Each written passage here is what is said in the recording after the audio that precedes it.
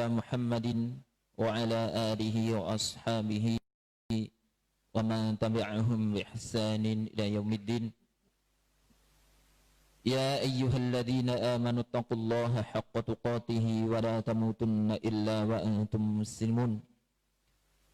يا أيها الناس اتقوا ربكم الذي خلقكم من نفس واحدة وخلق منها زوجها بث منهما رجالا كثيرا ونساء واتقوا الله الذي تساءلون به والأرحام إن الله كان عليكم رقيبا. يا أيها الذين آمنوا اتقوا الله وقولوا قولا سديدا يصلح لكم أعمالكم ويغفر لكم ذنوبكم ومن يطع الله ورسوله فقد فاز فوزا عظيما. أما بعد فإن أصدق الكلام كتاب الله وخير الهدى هدى النبي صلى الله عليه وسلم وشر الأمور محدثاتها وإن كل محدثة بدعة وكل بدعة ضلالة وكل ضلالة في النار. Kepada yang terhormat Al-Ustaz Dr. Ali Mustri Senjam Putra MA selaku pengisi kajian di pagi hari ini dengan tema dahsyatnya panas padang mahsyar, kepada seluruh peserta daurah yang sudah meluangkan waktunya untuk mendatangi majelis ilmu ini. Selanjutnya kami ucapkan ahlan wa sahlan bihudurikum. Kami sampaikan kepada antum sekalian pada pagi hari ini insyaallah akan kita mulai daurah di pagi hari ini dengan tema dahsyatnya panas di padang mahsyar yang akan disampaikan oleh beliau Al-Ustaz Dr. Ali Mustri Senjam Putra MA. Kepada beliau kami persilakan.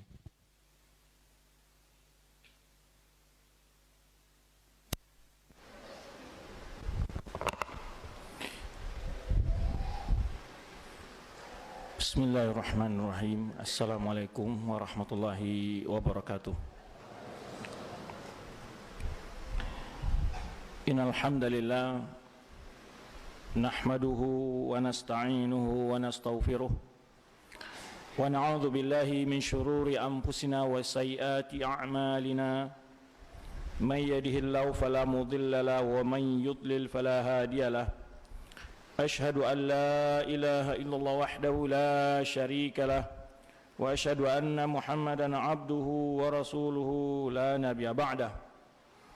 Ya ayyuhalladzina amanu taqullaha haqqa tuqatih wa la tamutunna illa wa antum muslimun.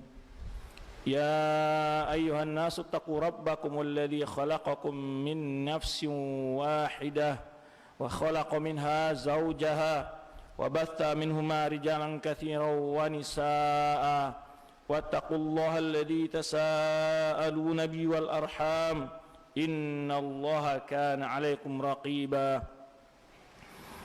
Ya ayyuhalladzina amanu taqullaha wa qulu qawlan sadida yuslih lakum a'malakum wa yaghfir lakum dhunubakum wa may yuti'illaha wa rasulahu faqad faza fawzan 'azima. Amma ba'd fa inna asdaqal hadithi kitabullah wa khairal hadi hadi Muhammadin sallallahu alaihi wasallam wa syarrul umuri muhdatsatuha wa kullu muhdatsatin bid'ah wa kullu bid'atin dhalalah wa kullu dhalalatin finnar.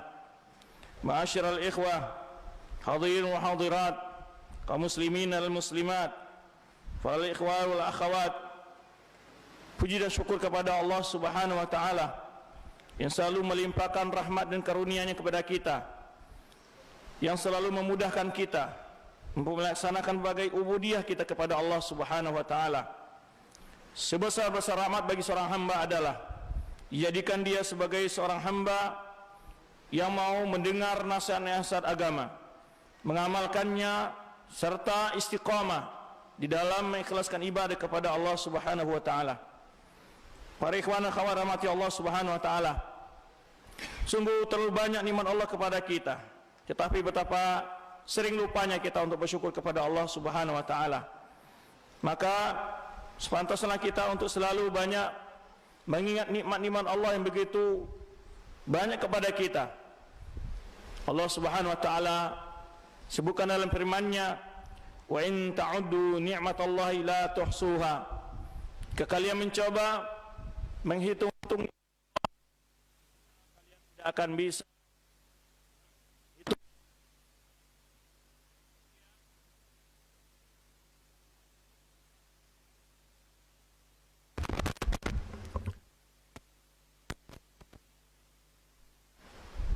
Tidak terhingga nikmat Allah yang kita nikmati dalam setiap detik.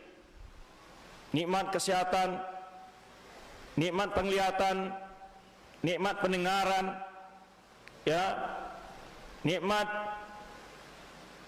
kesadaran, serta nikmat keimanan, di mana betapa banyaknya orang kadang-kadang ketika diberi nikmat-nikmat dunia oleh Allah Subhanahu wa taala, namun dicabut darinya nikmat yang lebih besar, yaitu nikmat keimanan.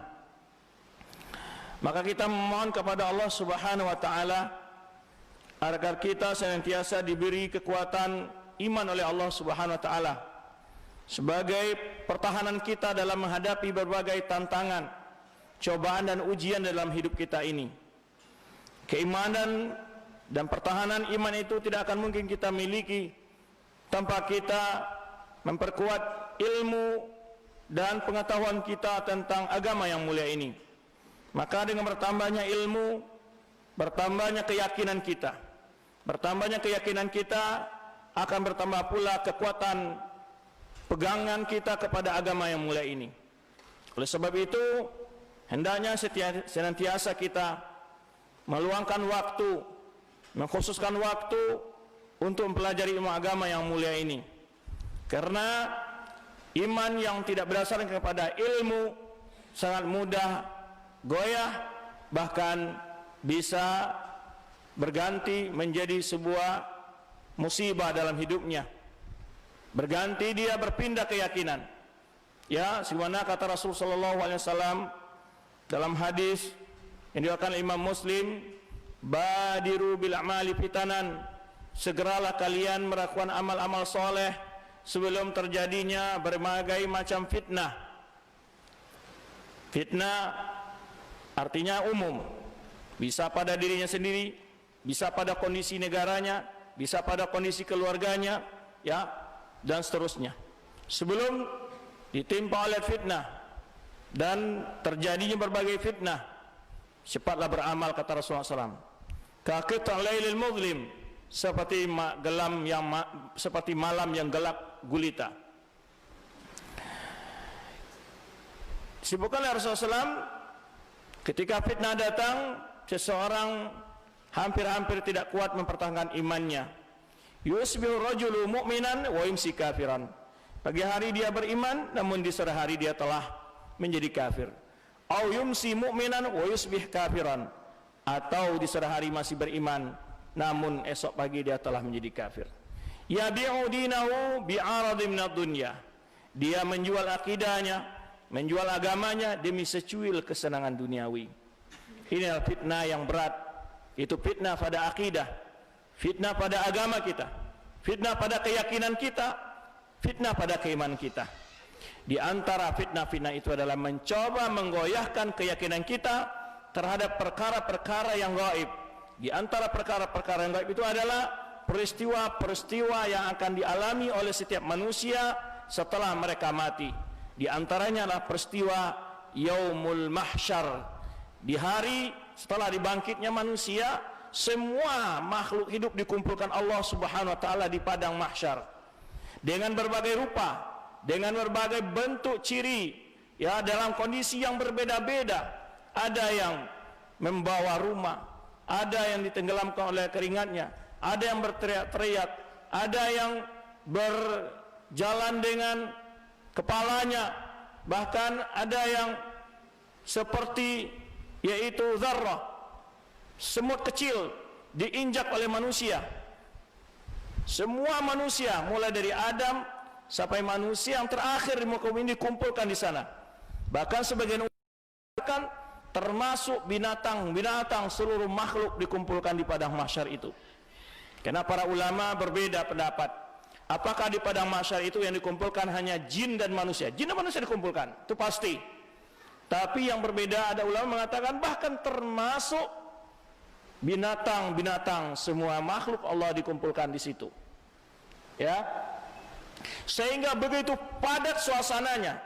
Dalam suasana yang padat itu ada orang yang mengalami berbagai kondisi yang menyulitkan, penderitaan yang luar biasa, kehausan yang tidak terhingga, panas yang begitu teriknya sekali, sehingga manusia tidak ada yang berpikir apa-apa kecuali bagaimana dia bisa lolos dari kondisi itu, bagaimana bisa dia selamat.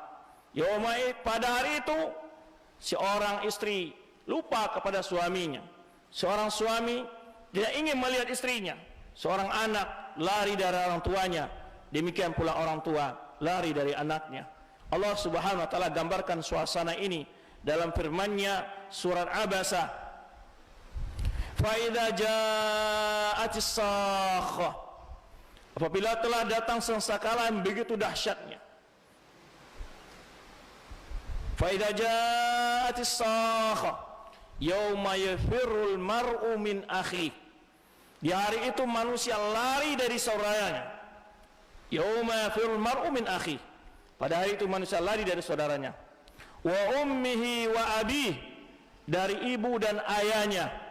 Wa sahibatihi wa bani, dari istri dan anak-anaknya. Di kulli imri'in yauma idzin sya'ni yughni, masing-masing sibuk dengan urusannya sendiri-sendiri. Nggak akan ada ketika orang bangkit dari kuburnya sampai di padang mahsyar mencoba melihat mana anak saya, mana istri saya, mana ibu saya, mana saudara saya, mana ayah saya. Tidak. Bahkan dia terpaksa bersembunyi dari istrinya, dari anaknya, dari suaminya, dari orang tuanya, dari ibunya, karena takut pada hari itu akan dituntut berbagai kezaliman-kezaliman yang dia perbuat di waktu di dunia ini. Para ikhwan yang rahmati Allah Subhanahu wa taala, semoga Allah Subhanahu wa taala menjadikan kita orang-orang yang mendapat naungan di hari itu. Sebagaimana dalam sabda Rasulullah SAW, sab'atun yudhilluhumullah yauma la dhilla illa dhilluh, 3 golongan yang akan mendapat naungan Allah Subhanahu wa taala pada hari yang tiada naungan kecuali naungan Allah Subhanahu wa taala, yang insyaallah kita akan jelaskan nanti siapa mereka yang akan mendapat naungan dari Allah Subhanahu wa taala pada hari tersebut. Para ikhwan dan akhwat rahmati Allah Subhanahu wa taala, kita akan mulai membacakan sebuah hadis yang diriwayatkan oleh Imam Bukhari dan Muslim dalam diriwayatkan oleh Abu Hurairah radhiyallahu anhu dari Rasulullah sallallahu alaihi wasallam yang menggambarkan sekilas suasana ini. Setelah itu kita akan bicara tentang bagaimana berbagai kondisi manusia yang dibangkit dan berada di padang mahsyar saat itu. Rasulullah sallallahu alaihi wasallam ketika kata Hurairah diberi daging ya kambing yang dibakar, farufi'a ilaihi dhira', diangkat diberikan kepada beliau yaitu paha kambing itu, ya, wa kana tu'jibuhu, dan itu sangat disukai oleh Rasulullah SAW. Panahasya minha nahsyatan, lalu Rasulullah SAW menggigit satu gigitan, summa qala, kemudian Rasulullah SAW bersabda, ana sayyidun nasi yaumal qiyamah, saya adalah penghulu manusia pada hari kiamat. Dalam riwayat ana sayyidu waladi Adam wala fakhar yaumal qiyamah wala fakhar, aku adalah penghulu semua anak cucu Adam pada hari kiamat, dan itu bukan karena kesombongan, kata Rasulullah SAW. Kemudian wa hal tadruna mimma dzalik, kenapa aku menjadi orang yang sangat terhormat, menjadi penghulu manusia pada hari kiamat itu? Lalu bertanya kepada sahabat, tahukah kalian kenapa? Nah, ini yang akan beliau ceritakan. Peristiwa kenapa beliau menjadi orang yang sangat dimuliakan saat itu, yang sangat dihormati pada hari itu. Kenapa? Beliau ceritakan, yajma'ullahu al-awwalin wal akhirin fi sa'idin wahid. Allah mengumpulkan makhluk-makhluk semenjak yang pertama diciptakan sampai yang paling terakhir di muka bumi ini di sebuah tempat, sa'idun wahid. Fabsurhum nadir, kelihatan semua oleh orang yang melihat. Wa yasma'uhum da'i, semua mendengar cakapan-percakapan mereka. Wa tadu minhum syams, matahari dekat dengan kepala mereka. Sekarang saja di dunia, entah berapa puluh juta mil jarak matahari dari kepala kita, bahkan di dalam ruangan lagi, sudah nggak tahan panasnya kita. Seandainya kita sekarang bayangkan kita berdiri di tengah hari yang begitu panas terik, ya, betapa mata kita ini menjadi kehitam-hitaman melihat sekelilingnya. Nggak kuat kita, panasnya luar biasa. Dan itu jaraknya berapa juta mil, ya, beribu-ribu juta mil, ya, berjuta-juta mil. Begitu kita rasakan panasnya. Di akhirat kelak dalam riwayat, dan sebuah riwayat sebutkan qadrul ummulah, ada yang menyebutkan mil wa milain, ya, ada yang mengatakan jaraknya 1 mil atau 2 mil. Dalam riwayat 1 jengkal daripada kepala manusia matahari saat itu. Begitu dekat, sehingga akan disebutkan nanti bercucuran keringat manusia. Di antara manusia ada yang ditenggelamkan oleh keringatnya sendiri, sesuai dengan amalan masing-masing waktu di dunia. Sebagian ada sampai bahunya, sebagian ada sampai pinggangnya, sebagian ada sampai lututnya, sebagian ada sampai mata kakinya.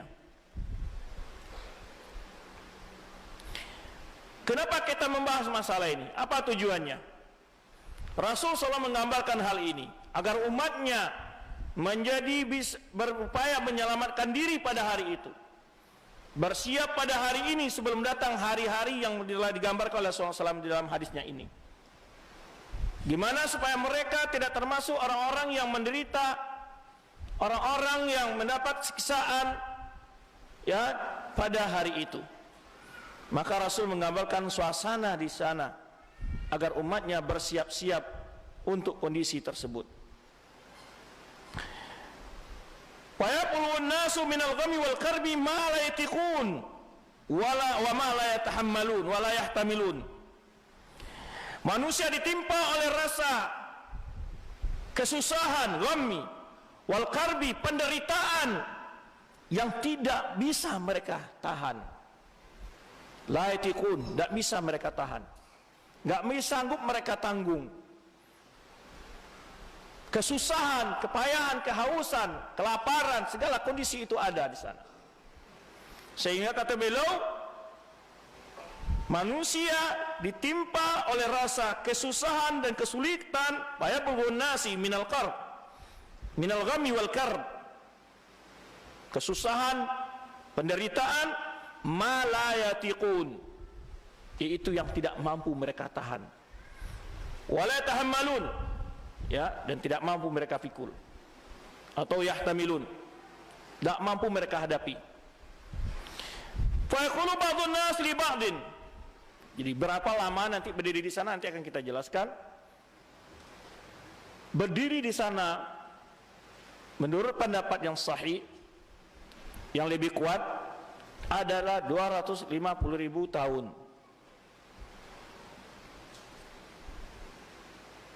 250.000 tahun. Bayangkan, di awal manusia dikumpulkan tidak ada yang berani bicara saat itu. Mereka tertunduk, nggak tahu apa yang harus mereka lakukan. Ya. Kemudian, maka sebagian manusia berkata kepada yang lainnya, ala tarau ma antum fihi. Ya. Tidakkah kalian lihat bagaimana kondisi kalian di sini? Wa ma balaghakum, apa yang telah menimpa kalian? Ala tanzuruna ila ma yashfa'u lakum ila rabbikum? Tidakkah mencoba kalian mencari orang yang mungkin meminta syafaat untuk kalian kepada Rabb kalian? Fa yaqulu ba'dun nas li ba'd, abukum Adam. Sebagian berkata kepada mereka, bagaimana kalau kita mendatangi Adam? Fayatuna, lalu mereka datang kepada Adam. Fayaqulun, mereka berkata kepada Adam, ya Adam anta abul bashar, wahai Adam, engkau ini kan bapak manusia. Khalaqakallahu biyadihi, Allah telah menciptakanmu dengan kedua tangannya atau dengan tangannya. Wa nafakha fika min ruhihi, dan Allah telah menghembuskan padamu yaitu nyawa, ya, yang diciptakan oleh rohnya Allah. Kan ruh Allah bukan sifat bagi Allah, nyawa, ruh yang Allah ciptakan. Allah berikan kau ruh. Wa amara malaikata fasajadu lak, Allah perintahkan malaikat untuk sujud kepadamu.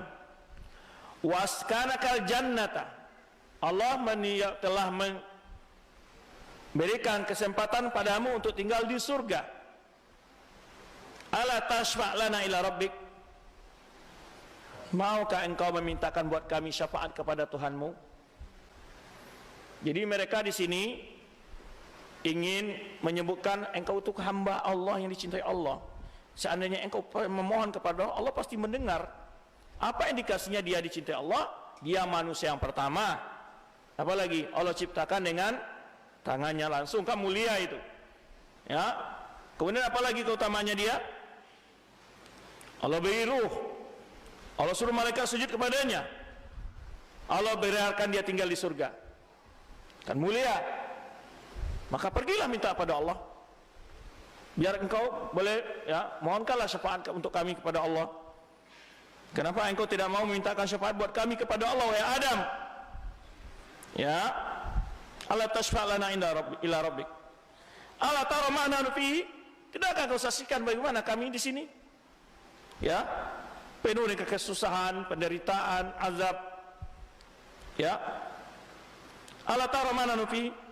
Wa ma balaghana, apa yang telah menimpa kami? Ya. Faqala wa fi ba'diha fa yaqul, ada menjawab, membuat alasan dia enggak berani. Inna rabbi ghadaba al-yawm ghadban lam yaghdab qabla mithla wa la yaghdaba ba'dahu mithla. Rabbku pada hari ini marah, tidak pernah marah seperti ini sebelumnya, dan juga tidak akan marah seperti ini sesudahnya. Adam takut untuk meminta kepada Allah Subhanahu wa taala. Wa innahu nahani an syajarati fa asaituhu. Nah, kemudian dia sebutkan, kalian menyebutkan keutamaan aku juga punya dosa, punya kesalahan. Yaitu aku dilarang makan pohon di dalam surga, aku mendurhakai Allah. Padahal Allah sudah menerima taubatnya. Tapi Adam, ya, karena takut Allah saat itu marah, ya, maka dia sebutkan alasannya, walaupun demikian kalian sebutkan keutamaanku, kemuliaanku, tapi aku pernah bersalah kepada Allah. Maka hari ini aku enggak berani memohonkan syafaat untuk kalian kepada Allah Subhanahu wa taala. Nah, kemudian nafsi kata Adam. Aku hanyalah berfikirkan diriku. Nabi saja udah begitu. Aku hanya mengurus diriku sendiri. Idhabu ila ghairi, kata Adam, pergilah kepada selainku. Idhabu ila Nuh, coba pergi ke Nabi Nuh. Nah, fayatuna Nuhan, lalu mereka datang kepada Nabi Nuh. Fayaqulun, lalu mereka berkata kepada Nabi Nuh, ya Nuh, anta awalur rusuli ilal ahli ard. Engkau adalah rasul yang pertama diutus Allah kepada penduduk bumi. Ini dalil di antara pelajaran beriman kepada rasul, bahwa rasul yang pertama itu adalah Nuh. Adapun yang sebelum Nuh, Adam, atau nabi-nabi yang lain itu nabi, bukan rasul. Rasul adalah yang pertama adalah Nuh. Maka disebut keutamaannya oleh orang-orang yang di padang mahsyar itu, wahai Nuh, engkau akan rasul yang pertama dikirim Allah untuk pada penduduk bumi. Wa qasamakallahu abdan syakura, dan Allah telah menamakanmu sebagai hamba yang banyak bersyukur, abdan syakura. Jadi disebutkanlah ya supaya Nuh ini percaya diri untuk memohon syafaat buat mereka, diangkat sedikit, dipuji sedikit. Ya. Mereka memuji Nuh, menyebutkan keutamaannya. Ya, menggambarkan Nuh adalah nabi yang mulia sya Allah, karena dia rasul yang pertama. Kemudian juga apa? Allah menamakannya sebagai hamba yang bersyukur. Ala tara ila mana nufi, tidakkah kau lihat bagaimana kami ini, penderitaan kami? Ala tara ma balagana, tidakkah kau lihat apa yang telah menimpa kami? Ala tashfa'u lana ila rabbik, kenapa engkau tidak mohonkan syafaat buat kami kepada Tuhanmu? Nah, fayaqulu, sama jawaban seperti Adam, inna rabbi ghadabal yawma ghadban lam yaghdab qablahu mithla wa la yaghdab ba'du mithla. Tuhanku hari ini marah yang belum pernah seperti ini marah sebelumnya, dan tidak akan marah seperti ini setelah ini. Wa in kana li da'watun da'awtu biha ala qaumi. Nuh menyebutkan salah satu kesalahannya, aku pernah mendoakan kehancuran untuk kaumku. Karena Nuh disebutkan dalam surat Nuh juga, apa katanya? Bahwa orang musyrikin tidak balik ila ya, wa maidu illa fujaran kafara. Orang kafir ini kenapa engkau biarkan hidup lagi ya Allah? Hancurkan saja, hanya melahirkan anak-anak yang durhaka saja, yang bejat-bejat saja, kata Nabi Nuh. Nah, Nuh merasa bersalah dengan ungkapannya dia itu, doanya itu. Nafsi, nafsi, nafsi. Nabi Nuh pun mengatakan, aku hanya mengurus diriku saja. Idhabu ila ghairi, pergilah kepada selainku. Idhabu ila Ibrahim, coba pergi ke Nabi Ibrahim. Fayatuna Ibrahimah, mereka datang kepada Nabi Ibrahim. Fayakulun, mereka berkata kepada Nabi Ibrahim, anta Nabiullah Khaliluh min ahli al-ard, engkau adalah Nabi Allah dan kekasihnya dari penduduk bumi. Makanya Ibrahim Khalilur Rahman, sejoli yang sangat dicintai oleh Allah Subhanahu wa taala, ya. Dia nama Khalilur Rahman. Disebut keutamaan Ibrahim di sini, lalu isfa' lana ila rabbik ala tara ila ma nahnu fi. Tolonglah mohonkan syafaat kepada Tuhanmu. Tidak engkau lihat bagaimana kondisi kami? Ala tara ma qad balagana, tidakkah lihat bagaimana kami disiksa, mengalami siksaan di sini? Fayaqul, sama dengan ungkapan Adam dan Nuh, inna rabbi ghadabal yawma ghadban la yaghdab qablahu mithla wa la yaghdab ba'du mithla. Rabbku hari ini marah, tidak pernah marah seperti ini sebelumnya, dan juga tidak akan marah seperti ini setelah ini. Wa inni kuntu kadzabtu thalatha kadzibat fadzakaraha, aku pernah berdusta 3 kali, ya, demi untuk membela agama. Sebetulnya dustanya Nabi Ibrahim itu diantaranya mengatakan ketika dia menghancurkan patung-patung kaumnya, ketika kaumnya pergi acara budaya mereka gitu ya, ditinggalkan yang paling gede. Lalu mereka setelah pulang dilihat patung-patungnya pada hancur. Ini siapa yang berbuat seperti ini? Lalu ada yang mengatakan, kami dengar ada anak namanya Ibrahim, sami'nal fata yuqalu Ibrahim, mungkin dia ini, ya, mungkin dia ini. Lalu ketika Ibrahim dipanggil ditanya, kamu ngelakuin ini Ibrahim? Enggak, tanya yang paling gede itu. Tanya yang paling gede itu. Kalian nyembah yang kecil-kecil, yang gede itu marah, maka dihabisi yang kecil-kecil sama yang paling besar. Karena disebutkan dalam kisahnya bahwa palu kapak yang dia pakai itu digantungkan di leher yang paling besar itu. Makanya disebutkan dalam ayat, mana bisa dia bicara? Kata Nabi, ya nggak bicara, Tuhan nggak bisa bicara, kenapa kalian sembah? Dan kali ke lain, ketika sebelum mereka pergi, nawarin sama Nabi Ibrahim, hai Ibrahim, ayo ikut acara kami. Nabi Ibrahim mengatakan inni sakim, panadha fin nujum, panadha fis samai, qala inni sakim. Dia katakan aku sedang sakit. Maksudnya apa? Sakit hati sama kalian gitu.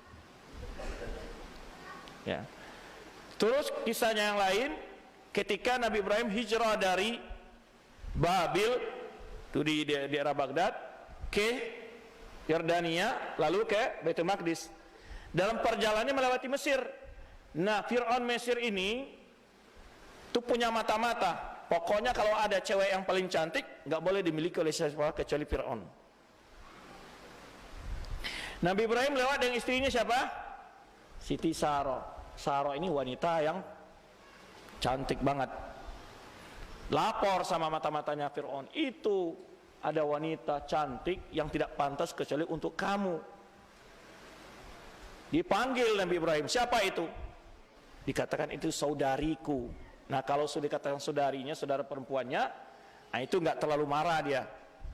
Kalau dikatakan suaminya, wah marah.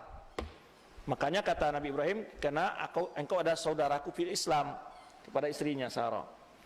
Kemudian Nabi Ibrahim disuruh pergi.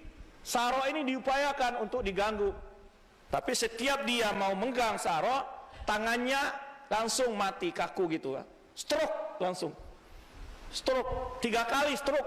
Fir'aun itu mau megang Sarah, karena Nabi Ibrahim setelah itu berdoa biar istrinya nggak diganggu. Setiap mau dipegang langsung stroke. Akhirnya kata dia kepada penjaganya, ini bukan manusia kamu bawa, ini setan kalian bawa kepada saya. Lalu dikasihlah hadiah Nabi Ibrahim oleh dia Hajar. Dapat bonus malah Nabi Ibrahim. Jadi Hajar itu sebenarnya budaknya Siti Saro, bukannya Nabi Ibrahim punya. Dihadiahkan kepada Siti Saro, ini budak perempuan. Berangkat ke Palestina kan, sejarahnya panjang. Sampai di Palestina, kata Saro nggak punya anak. Ya, Saro ini kasihan sama Nabi Ibrahim, disuruhlah nikahi siapa? Budak perempuannya dihadiahkan kepada Nabi Ibrahim. Wah, baik ya, istri-istri dulu ya. Nah, ada yang mimpi kayaknya begitu ya. Akhirnya setelah itu hamil, lahirlah Ismail. Itu kisah cerita. Kita tidak kisah itu. Cuman ini menjelaskan apa yang maksud 3 kebohongan oleh Nabi Ibrahim ini. Kebohongan ini bukan berarti dia berbohong sengaja, tapi dalam rangka istilahnya al-ma'arid dalam bahasa Arabnya. Mencari jawaban untuk diplomatis lah bahasa kitanya. Jawaban yang diplomatis. Bukan bohong dia. Saya sakit ini, maksudnya dia sakit hati. Gitu. Tadi dikatakan engkau adalah kepada Siti Sarah. Kalau dia tanya siapa kamu? Kamu tuh saudariku, jawab saudariku. Karena tidak ada di muka bumi yang beriman, ya, kamu saudariku dalam beriman itu maksudnya. Ima'arid namanya itu jawaban diplomatis. Maka Nabi Ibrahim tetap merasa nggak mau, takut untuk meminta syafaat kepada Allah. Maka dia ketika diminta oleh orang-orang yang datang kepadanya di padang mahsyar nggak mau. Dia sebutkan, aku pernah berbohong 3 kali. Nafsi, nafsi, nafsi. Aku hanya mengurus diriku. Idhabu ila ghairi, pergilah kepada selainku. Idhabu ila Musa, silakan kalian pergi ke Nabi Musa. Fa'atuna Musa, mereka datang kepada Nabi Musa. Fayaqulu ya Musa anta Rasulullah, wahai Musa engkau adalah utusan Allah. Faddalakallahu bi risalati wa bi kalami ala nas. Nah, engkau itu diberi kemuliaan oleh Allah dengan risalahnya dan Allah bicara kepadamu. Ini keutamaan. Cuma dalam surah Al-Baqarah juga Allah sebutkan, tilka rusul faddalna ba'dhum ala ba'dhin minhum man kalamallahu. Ini suatu keutamaan itu Allah bicara kepada nabinya, Nabi Musa di sini. Maka orang ini menyebutkan, engkau itu kan hamba yang mulia insya Allah. Cobalah minta kepada Allah, engkau akan dikasih nanti sama Allah, gitu maksudnya. Ya, kau pernah keutamaanmu Allah bicara kepadamu. Ya, Allah beri keutamaan kepadamu dengan risalahnya dan berbicara kepadamu. Isfa'lan aerobik, tolonglah mohonkan kepada Rabbmu syafaat untuk kami. Ini jelaskan ya, di sini tidak mengatakan kepada setiap nabi yang mereka temui, berilah kami syafaatmu, enggak ada. Sebenarnya dipahami oleh orang boleh meminta syafaat kepada nabi, kepada malaikat, atau bahkan kepada orang sudah meninggal, kuburan. Enggak. Sini mereka mengatakan, tolong mohonkan kepada Tuhanmu syafaat untuk kami. Bukan mereka katakan, berilah kami syafaatmu, enggak. Kalau seandainya nabi memiliki syafaat waktu itu, dikasih langsung lah. Kalau seandainya boleh meminta syafaat kepada nabi-nabi, tentu mereka akan ngatain, Ibrahim berilah kami syafaatmu. Mana syafaatmu ya Ibrahim? Mana syafaatmu? Enggak. tolong mohonkan kepada Tuhanmu agar engkau diberi izin beri syafaat buat kami. Tuh, ini pembahasan lain tauhid uluhiyah ya. Taib. Kemudian ketika mereka berkata kepada Nabi Musa demikian, sama jawabannya.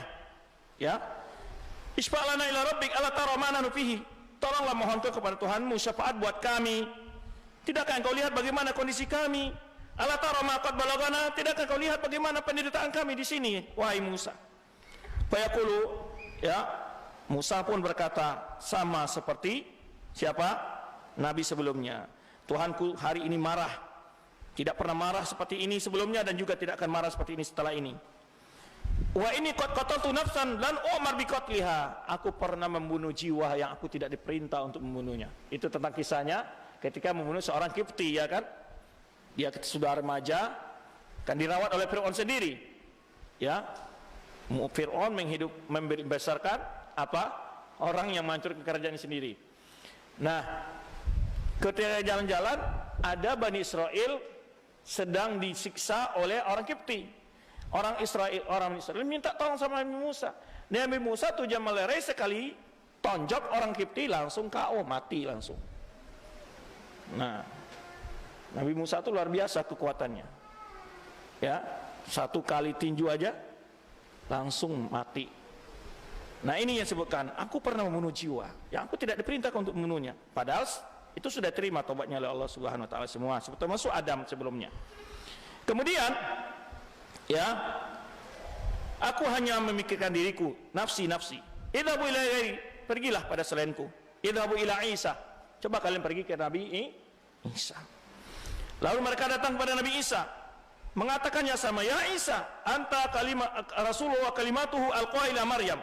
Engkau adalah utusan Allah dan kalimat Allah yang Allah Allah tiupkan kepada Maryam, ya.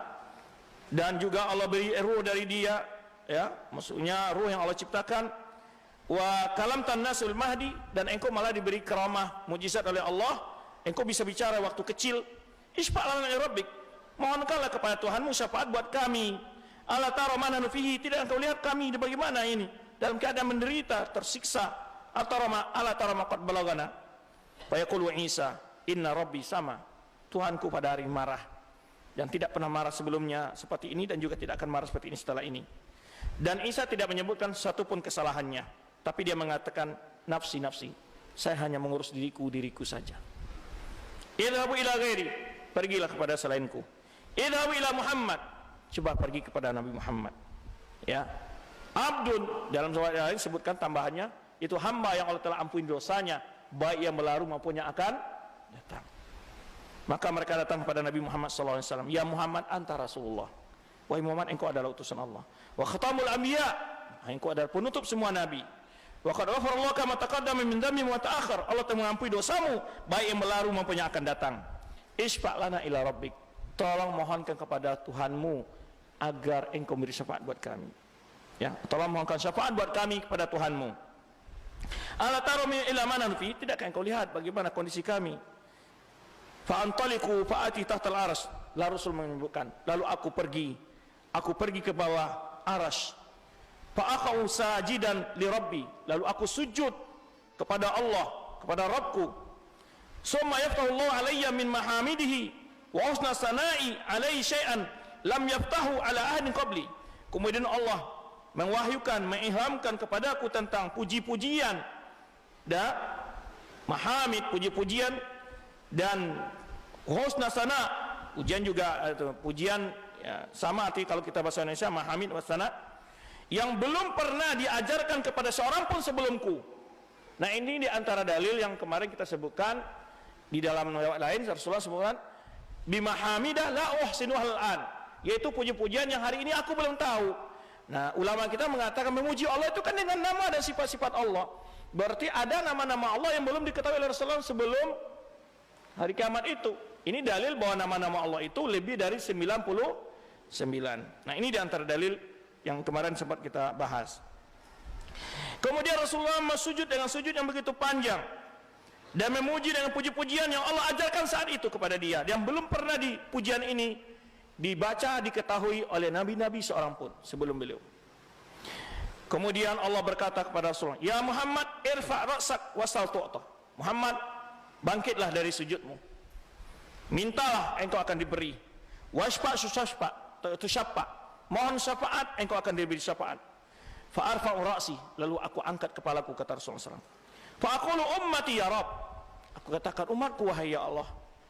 Fa yaqulu ya Muhammad, arkhil min ummatika man la hisaba alaihi min babi aiman. Ini potongan hadis sebetulnya, langsung perkara Rasulullah SAW membuka pintu surga. Sebetulnya syafaat ini tidak menyebutkan tentang syafaat al-kubra, karena rawi di sini ingin menyebutkan bantahan untuk orang Khawarij yang mengingkari tentang syafaat Nabi SAW mengeluarkan orang pelaku dosa besar dari surga. Tapi hadis ini adalah berbicara tentang di mana Rasulullah memohon agar segera menghisab orang-orang yang sedang dikumpulkan semua di padang mahsyar. Hadis ini dipotong oleh rawi, sebenarnya penjelasan para ulama surah hadis. Kenapa tidak disebutkan secara lengkap? Karena tujuannya untuk membantah paham orang Khawarij yang mengingkari tentang tidak adanya syafaat bagi para dosa besar untuk keluar dari neraka. Nah. Kemudian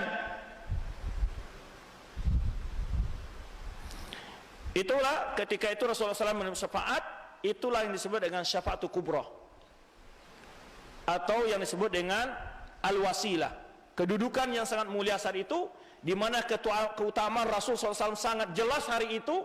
Semua nabi tidak bisa berani meminta kepada Allah, karena itulah manusia mengakui keutamaan Rasulullah SAW secara keseluruhan hari itu. Disebutlah Sayyidun Nas, itu awal hadis tadi. Kenapa saya disebut Sayyidun Nas hari kiamat?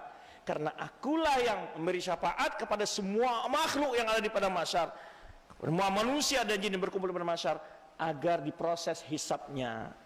Karena di padang mahsyar itu matahari begitu dekat, manusia mengalami penderitaan yang luar biasa, ya, dengan berbagai suasana yang begitu kacau dan galau, ya. Manusia saking dahsyatnya azab, mereka berkata kepada Allah, "Ya Allah, lepaskan kami dari kondisi ini walau kami masuk neraka." Bayangkan itu. Karena mereka memprediksi neraka lebih ringan dari itu, padahal tidak. Karena mereka melihat itu adalah azab yang paling berat, karena baru pertama mereka mengalami itu. Itulah kondisi saat itu, ya. Maka itu keadaan manusia di padang mahsyar. Matahari begitu dekat, ya. Maka nanti akan kita sebutkan hadis-hadis yang bicara tentang ini. Di antara manusia ada yang ditenggelamkan oleh keringatnya, ya.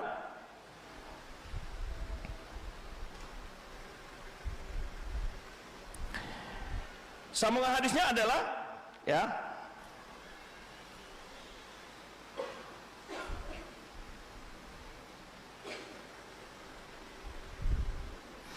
hadis tentang yaitu syafaat yang tadi lanjutan hadisnya. Masya'nuka, Allah katakan, apa kebutuhanmu wahai Muhammad? Engkau telah menjadikan syafaat buat umatku ya Allah, maka berikanlah syafaat kepadaku. Itu yang syafaatul kubra, untuk diperhitungkannya manusia dengan amalnya. Terus nanti datanglah Allah dan para malaikatnya untuk menghitung dan menghisap amal seluruh hambanya. Itu sedikit kondisi ringkas sekilas tentang apa keadaan hari kiamat itu. Kenapa Rasulullah dikatakan penghulu Rasul? Karena berkat syafaat beliaulah terbebasnya manusia, ya, dengan izin Allah saat itu diberi syafaat. Karena syafaat Rasulullah SAW baru manusia legah dan diperhitungkan hisabnya.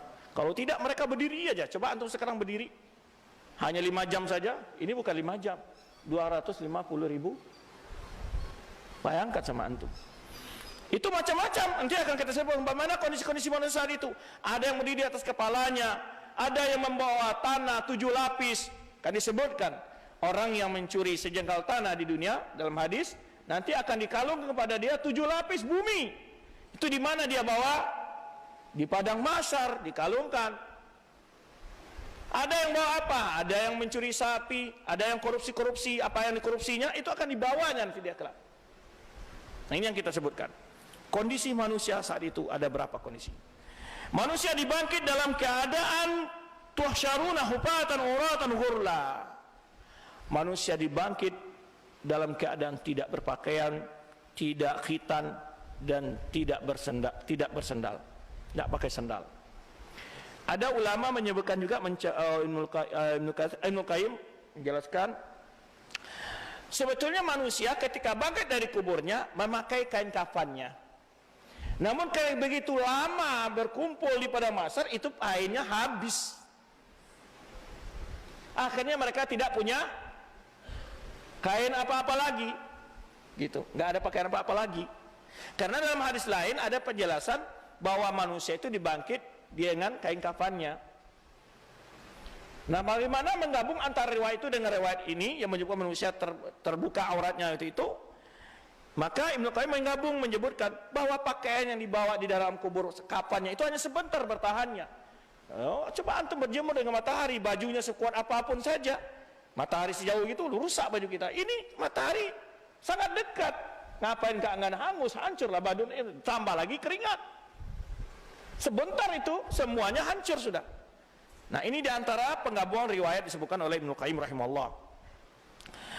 Aisyah radhiyallahu anha ketika mendengar kondisi itu bertanya, yaitu bagaimana manusia dibangkit dalam keadaan tidak berpakaian, sedangkan di sana ada laki-laki dan perempuan.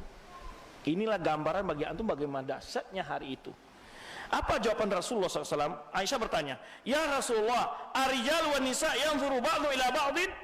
Wahai Rasulullah, apakah saat itu laki-laki dan perempuan saling melihat kepada yang lainnya? Apa jawaban Rasulullah SAW? Al-amru asyadu min ayyahimmahum dhalik. Hai Aisyah, perkara hari itu adalah sangat dahsyat daripada mereka akan memikirkan perkara itu. Tidak ada mereka memikirkan saat itu syahwatnya, kebutuhan apapun dari biologisnya.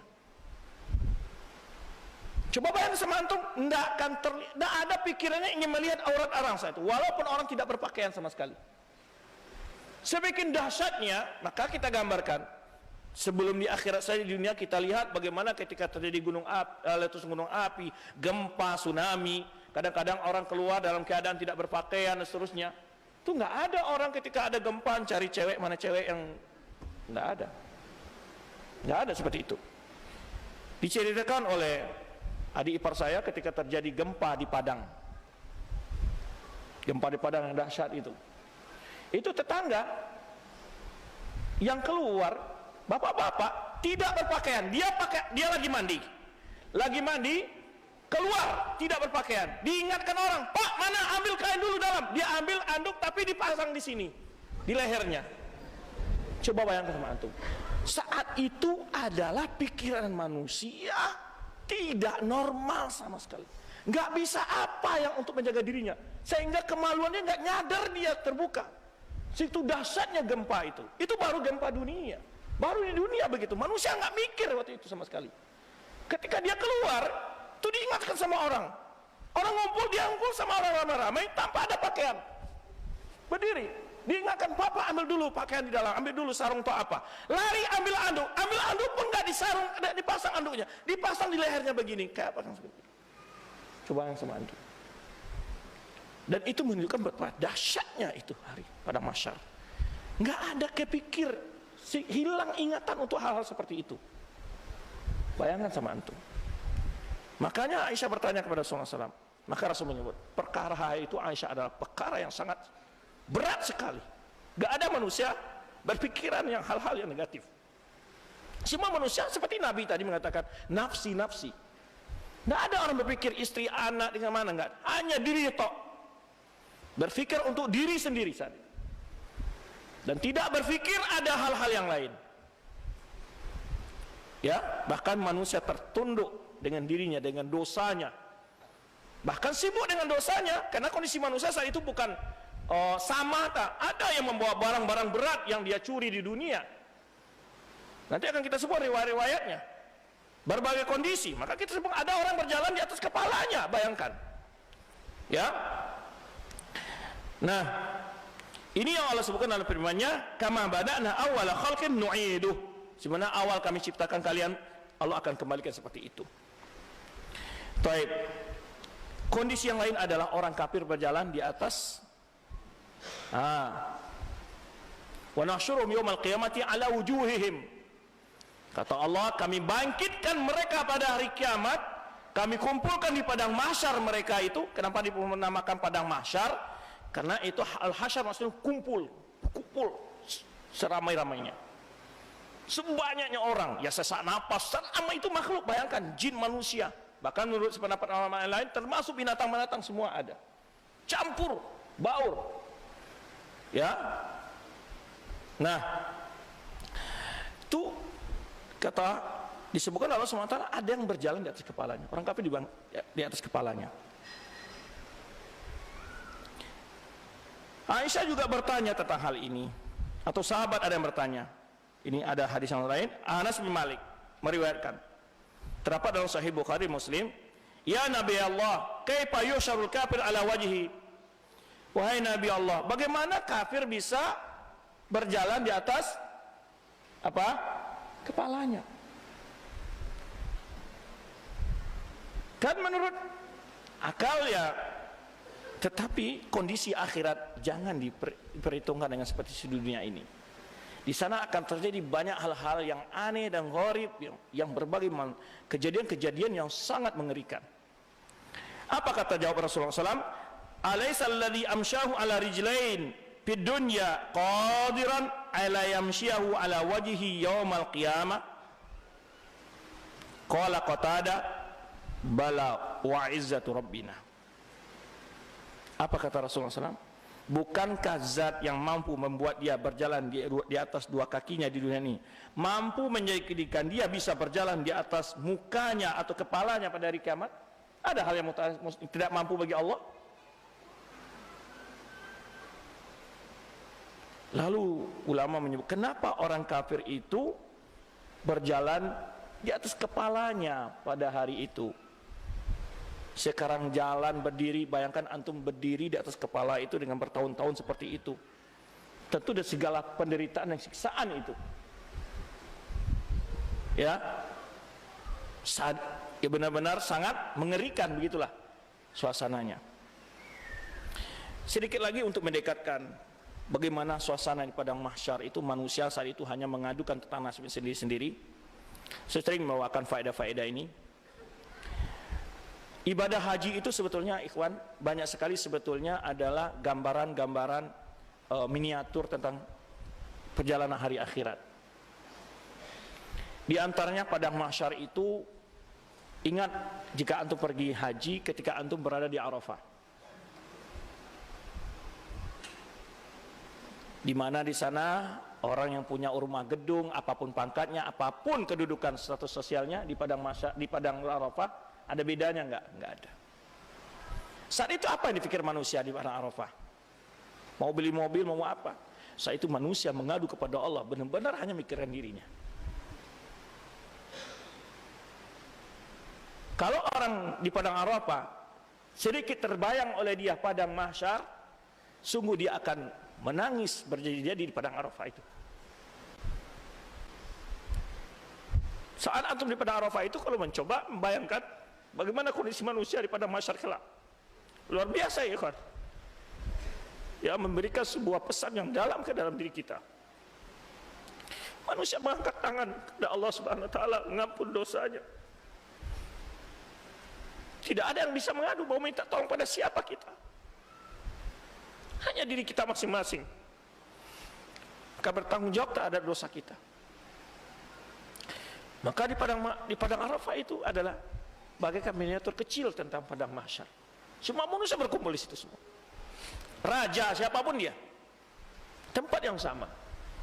Berjemur, apalagi kalau musim panas. Ya, nggak bisa bagaimanapun AC tenda antum panas, luar biasa kalau musim panas itu. Ya, itu benar-benar terasa bagaimana. Seakan-akan kita di padang Arafah itu kan menunggu apa? Menunggu matahari terbenam ya. Serasa-rasa akan menunggu hari berhisab. Kemudian pergi ke Musdalifah. Di sana manusia bergelimpangan tidur tanpa ada atap dan bahkan tidak punya tikar. Bahkan kalau mereka mungkin uangnya di rumah, di kampungnya, ya di negaranya jutaan, ratusan juta. Dan begitulah manusia di akhir kelak, nggak akan bawa istananya, mobil mewahnya, apapun kekayaannya. Lihat manusia tidur di Musdalifah, antum bayangkan itu. Hanya berselimut dengan kain ihram besar. Dengan tidur di bawah kolong langit. Kalau ada yang bawa secari tikar, dihamparkan di atas pasir. Gimana kalau seandainya antum bayangkan situasi menunggu hisab di akhir kelak? Ya, di Muzdalifah lihat orang bergelimpangan. Ya. Maka itulah faedahnya ketika kita berilmu, kemudian ketika menjalankan sebuah ibadah, kita akan datang pesan-pesan ilmu itu kepada diri kita. Terasa, meresap itu ibadah itu. Benar-benar meresap. Banyak orang salat, banyak orang haji, tapi nilai-nilai religi, pesan-pesan begini itu jarang mampu disadari, jarang didapati oleh orang, itu yang maksudnya. Itulah fungsi ilmu. Maka saya katakan orang yang beribadah dengan ilmu, dia bukan sekedar beribadah terlihat begitu saja, namun dia hayati dan dia tadaburi sehingga membuat suatu makna yang dalam, pesan yang berubah kepada kepribadiannya. Tapi kalau orang tidak punya ilmu, dia wukuf di Arafah, makan tidur, nggak pernah dia mikir apa-apa. Orang keluar Arafah, Muzdalifah, begitu saja lempar. Tapi kalau orang punya ilmu, dia setiap rute itu dia renungkan. Apa makna? Apa pesan dari ini? Kenapa harus berjemur-jemur di Arafah ini? Nah, itulah fungsi ilmu. Ketika antum memakai ihram, ya, apa pelajaran bisa antum ambil ketika itu? Pernah nggak antum memikir yang pergi umroh, yang pergi haji, pernah nggak dapat sebuah pesan? Ya, diriwayatkan sebagian ulama, ya ikhwan, saat mau memasang ihram itu menggigil dia. Teringat dia mati. Kalau sekarang saya sendiri yang memasang baju kan saya ini, namun saat nanti saya mati, manusia yang memasangkan. Kekayaan yang ada tidak akan ada yang saya bawa, kecuali hanya baju seperti ini yang akan dibawa. Dua cari kain itu yang akan kita bawa ke akhirat. Makanya kalau orang berhayati saat ihram itu, luar biasa ya kawan. Merubah akhlaknya setelah pulang umroh, merubah ibadahnya, bagaimana supaya ibadahnya lebih baik lagi. Benar-benar memberikan suasana yang berbeda itu. Kalau kita beribadah kan kita hayati, sangat beda suasananya. Ya, saat itu dia menyadari rupanya Allah tidak melihat kepada harta saya, pangkat saya. Kan nggak ada. Kalau seandainya yang diperhitungkan kekayaan dan pangkat, tentu jenderal pasang pangkat jenderalnya. Orang kaya pakai baju yang paling mahal, sutra kah apa kan? Enggak. Innallaha la yanzuru ila qulubikum ila wala innallaha la yanzuru ila suwarikum wa ila amwalikum walakin yanzuru ila qulubikum wa amalikum. Allah tidak melihat rupa kamu, ganteng, cantik, apapun rupawan kamu, tidak dia Allah. Juga tidak pada hartamu. Allah melihat kepada hati dan amalanmu. Maka kita mengucapkan labbaik Allahumma labbaik ya Allah. Kita terima panggilan Allah, menyadari banget bahwa yang dinilai Allah itu bukan pakaian. Semua yang orang terkaya, orang terpangkat berapa, terpandang bagaimanapun dia, pakaian sama menghadap Allah. Hanya dua cari pakaian ihram itu saja. Maka itulah fungsi ilmu. Maka disitulah akan terasa manisnya sebuah ibadah. Suasana menghayati itu memberi sebuah kelezatan ke dalam jiwanya, memberikan sebuah ketenangan, kepuasan dalam hatinya yang tidak mungkin dibeli dengan apapun ya ikhwan. Dan itulah yang dirasakan oleh para ulama-ulama dalam ibadah mereka. Makanya mereka selalu rindu untuk beribadah kepada Allah Subhanahu wa taala. Karena saat beribadah mereka mendapatkan kemanisan iman, kelezatan iman yang tidak mungkin dirasakan oleh orang-orang yang tidak melakukan itu. Itulah pentingnya ilmu ketika beribadah. Maka pesan ilmunya timbul.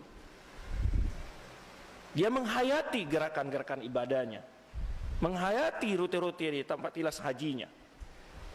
Ya, maka kita beribadah itu penting. Maka dengan belajar ilmu, ya, mengetahui tentang suasana akhirat, padang mahsyar, tahu kita hadisnya, teringat suasana di sana, Ketika antum di Arafah, wukuf di Arafah, teringat oleh antum bagaimana hadis-hadis yang akan kita baca saat ini, ya, seakan-akan antum membayangkan di padang mahsyar, antum tidak akan sanggup berdiri di atas kaki antum, benar-benar bersimpuh ya ikhwan, karena takut kepada Allah Subhanahu wa taala dengan dosanya. Maka oleh sebab itu ya ikhwan, cobalah selalu tambah keyakinan, tambah ilmu, supaya suasana ibadah yang antum rasakan dapat, ya, dan terasa, dan sangat beda jika kita punya ilmu-ilmu wawasan tentang hari akhirat. Itu akan hadir dalam suasana ibadah kita, ya. Taib. Orang kafir di akhirat kelak, yaitu di padang mahsyar, akan berjalan di atas kepalanya. Kenapa? Karena di dunia ini dia menilai terbalik, maka dibalikkan oleh Allah. Di dunia fitrahnya terbalik, di akhirat Allah balikan sebagai balasan bentuk dari perbuatannya di dunia. Taib. Kemudian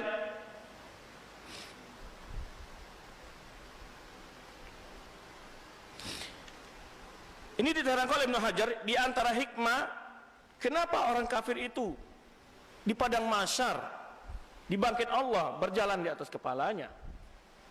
Hikmah fi hasil kafir la wajhi anu uqiba ala adami sujudillah. Kata Ibnu Hajar, kenapa dia diazab seperti itu? Kata Ibnu Hajar adalah itu balasan terhadap ketika dia enggan sujud kepada Allah di dunia, lalu dia ditarik di atas kepalanya, di mukanya pada hari kiamat, idhar li hawani, untuk menunjukkan kehinaannya, bihaisu sara wajhu makan yadu wa rijluhu, sehingga kepalanya menjadi tempat kakinya. Dulu tumitnya begitu, sekarang kepalanya dibalik jadi tempat tumitnya waktu di dunia, ya.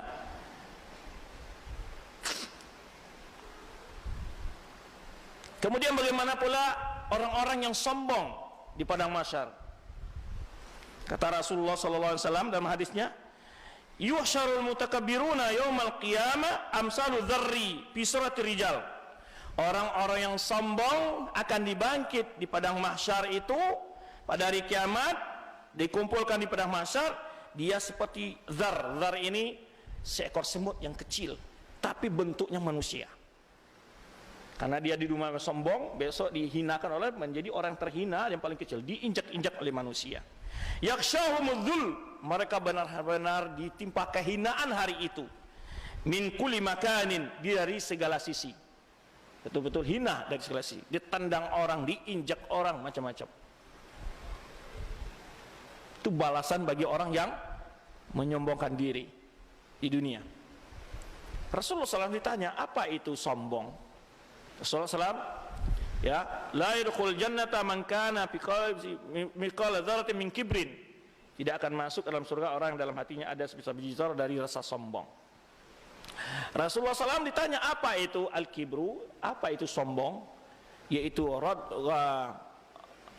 batarul haqqi wa ghamtun nasi, menolak kebenaran dan menghina manusia lain, mengolok manusia lain. Itulah kesombongan. Sombong kepada Allah, menolak kebenaran. Sombong kepada manusia, melecehkan orang lain. Maka untuk menghindari sifat itu adalah kita sadari bahwa apa yang ada pada diri kita itu bukan milik kita, tapi hanyalah Allah yang memberi kita. Bukan karena kehebatan kita. Kita bisa pintar, kita bisa kaya, bukan semata-mata karena kehebatan kita. Seperti Qarun yang mengaku bahwa dialah yang pintar dan berbisnis, sehingga Allah azab dia dengan harta-harta tenggelam ke bumi. Nah, kalau orang menyadari apa yang dimiliki itu adalah pemberian Allah, untuk apa dia sombong? Itu bukan haknya yang hakiki, punya Allah. Allah menitipkan kepada dia saja. Kalau Allah berkehendak, apa yang Allah berikan kepada dia itu dalam 1 detik saja bisa hilang. Kekayaan yang triliunan dalam berapa menit saja bisa hancur. Ima datang kebakaran, habis semua ditelan api, atau datang tsunami, habis ditelan oleh air, atau datang gempa, menjadi luluh lantak semua. Maka untuk apa yang harus kita sombongkan? Apa yang harus kita sombongkan sebetulnya? Nah, inilah ketika kita mendengar dengan azab-azab ini, agar kita jauhi sifat itu. Kita bicara hadis-hadis ini sekarang, kondisi manusia ini di padang mahsyar, agar kita tidak termasuk orang seperti ini dari yang akhir kelak nanti dibangkit. Ya.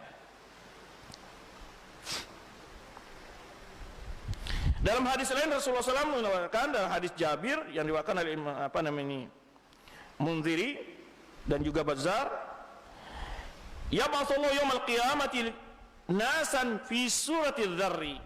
Allah membangkit pada hari kiamat manusia dalam bentuk semut kecil. Yatuhumun nasu bi aqdamim.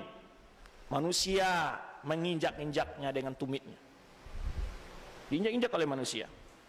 Wa yuqalu ma haula fi suratil dzarri. Sahabat bertanya, siapa mereka yang dalam bentuk itu, yang sangat kecil itu, makhluk yang paling kecil tapi bentuknya manusia? Wa yuqalu haula'il mutakabbiruna fid dunya. Itulah orang-orang yang sombong ketika hidup di dunia. Keempat, kondisi orang yang suka meminta-minta waktu di dunia.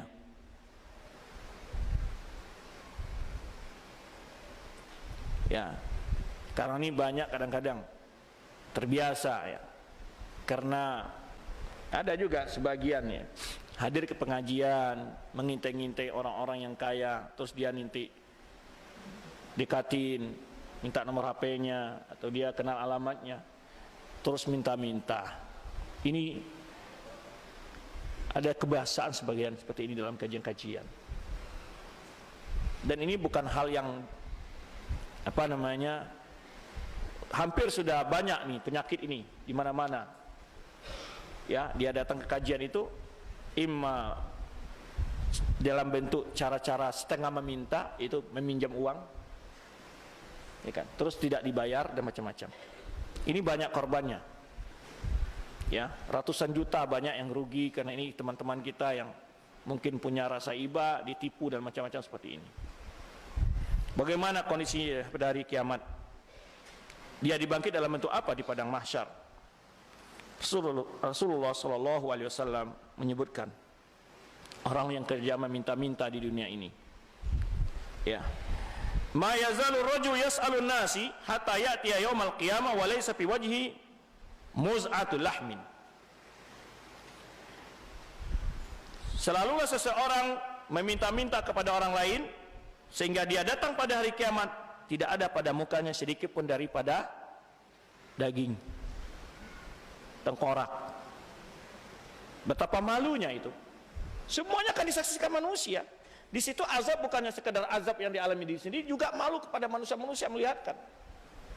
Tampangnya tidak punya daging di mukanya sedikit pun. Dan orang itu tahu inilah manusia waktu di dunia suka minta-minta. Ya. Dalam hadis yang lain Rasulullah SAW menyebutkan, man sa'ala walahu ma yughnihi. Orang yang meminta-minta padahal dia punya untuk apa yang dia makan, cukup. Ja'at khamushan au kaduhan fi wajhi yaumal qiyamah. Itu mukanya itu tidak punya daging, tengkorak, sangat jelek pada hari kiamat. Ya. Itu kondisi orang yang meminta-minta. Ya.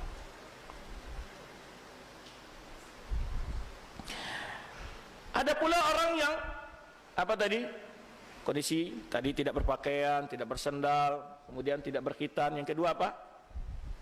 Kondisi siapa tadi kita bicarakan? Orang kafir berjalan di atas kepalanya. Yang ketiga, orang yang sombong. Yang keempat, orang yang suka minta-minta. Yang kelima, orang yang suka korupsi. Di mana? Di akhir kelak dia. Sebutkan dalam hadis Rasulullah sallallahu alaihi wasallam atau dalam firman Allah Subhanahu wa taala, "Wa ma kana lin nabiyyi an yaqulla wa may yati yaqul wa may yaqul wa ma kana lin nabiyyi an yaqulla wa may yaqul yati maqala yaumil qiyamah. Summa tuwaffa kullu nafsin ma kasabat wa hum la yuzlamun." Tidaklah pantas bagi seorang nabi untuk ayagulla, mengambil harta rampasan perang sebelum dibagi. Korupsi bahasa sekarangnya. Wa may yaqul yati maqala yaumil qiyamah. Orang yang mencuri harta negara, dia akan membawa ya barang curiannya itu pada hari kiamat. Di mana dibawanya? Di padang mahsyar. Kalau dia korupsi jalan, maka dia akan bawa beton, mungkin bawa aspal, mungkin bawa pasir. Itu dibawa, benar-benar dibawa. Maka dalam hadis lain nanti akan disebutkan yang ngambil harta rampasan negara, umpamanya zakat, dikorupsi oleh dia, umpamanya, atau atas rampasan perang berupa sapi, kambing, itu akan nanti digendong di atas kepalanya di akhir kala, dan itu sapi bunyi-bunyi, teriak-teriak, kambing juga begitu, dipermalukan di padang mahsyar itu. Tadi sudah kita katakan juga, orang mencuri tanah 1 jengkal akan dikalungkan di lehernya 7 lapis bumi. Manusia saat itu membawa beban yang macam-macam, di samping beban dosa, ya. Itu gambaran di akhir kelak di padang mahsyar manusia. Jadi antum akan lihat, ya, akan disaksikan nanti di padang mahsyar bermacam-macam bentuk manusia, bermacam-macam kondisi yang sangat berbeda-beda, ya. Kemudian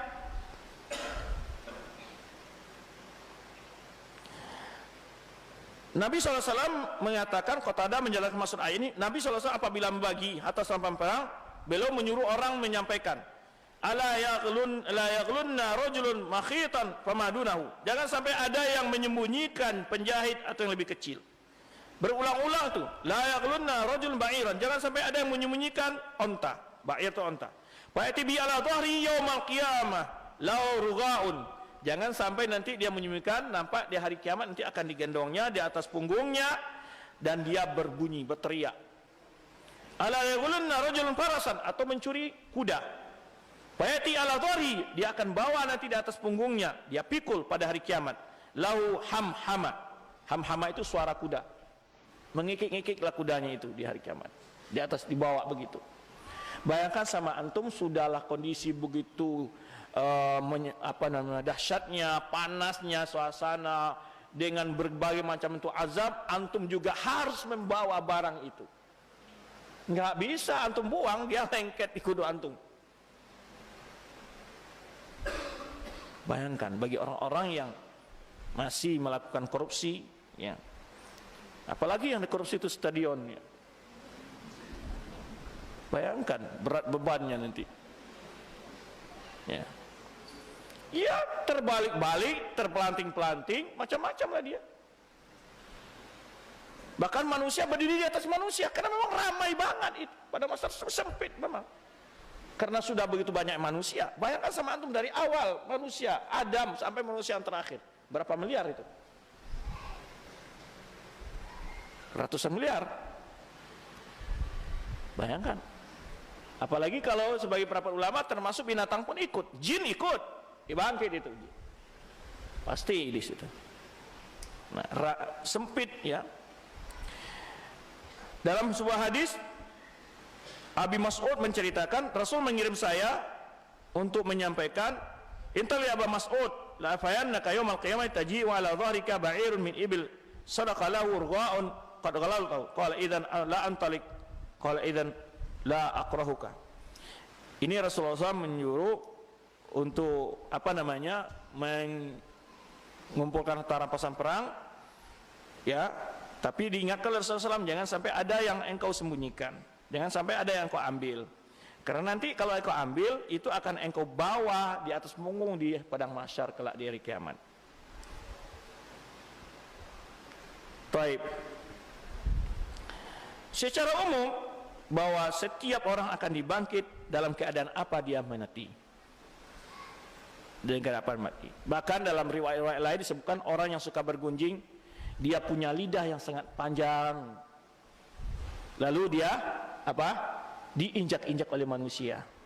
Ada pula orang yang kerjanya di padang mahsyar merobek-robek muka sedih mulutnya. Siapa dia? Orang yang berdusta, lalu kebohongan itu tersebar ke berbagai penjuru. Kerjanya hanya robek-robek dirinya sendiri. Macam-macam bentuk azabnya, ya. Taib. Apa jalan untuk selamat dari itu, ya?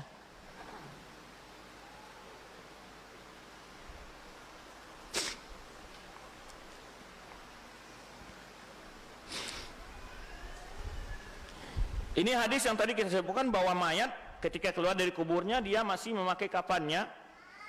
Ya, hadisnya bahkan dalam Sunan Abi Daud, dalam Sunan Abi Daud itu Rasulullah bersabda, "Innal maita yub'atsu fi siyabihi allati yamutu fiha." Seorang mayat akan dibangkit dari kuburnya nanti dalam pakaian yang dia pakai waktu dia dikuburkan itu. Makanya kata Rasulullah SAW, seorang yang mati dalam berihram itu kan nggak boleh ditutup kepalanya, karena dia nanti bangkit dalam keadaan mulabiyah, bertalbiyah di padang mahsyar dia. Dalam pakai ihram itu.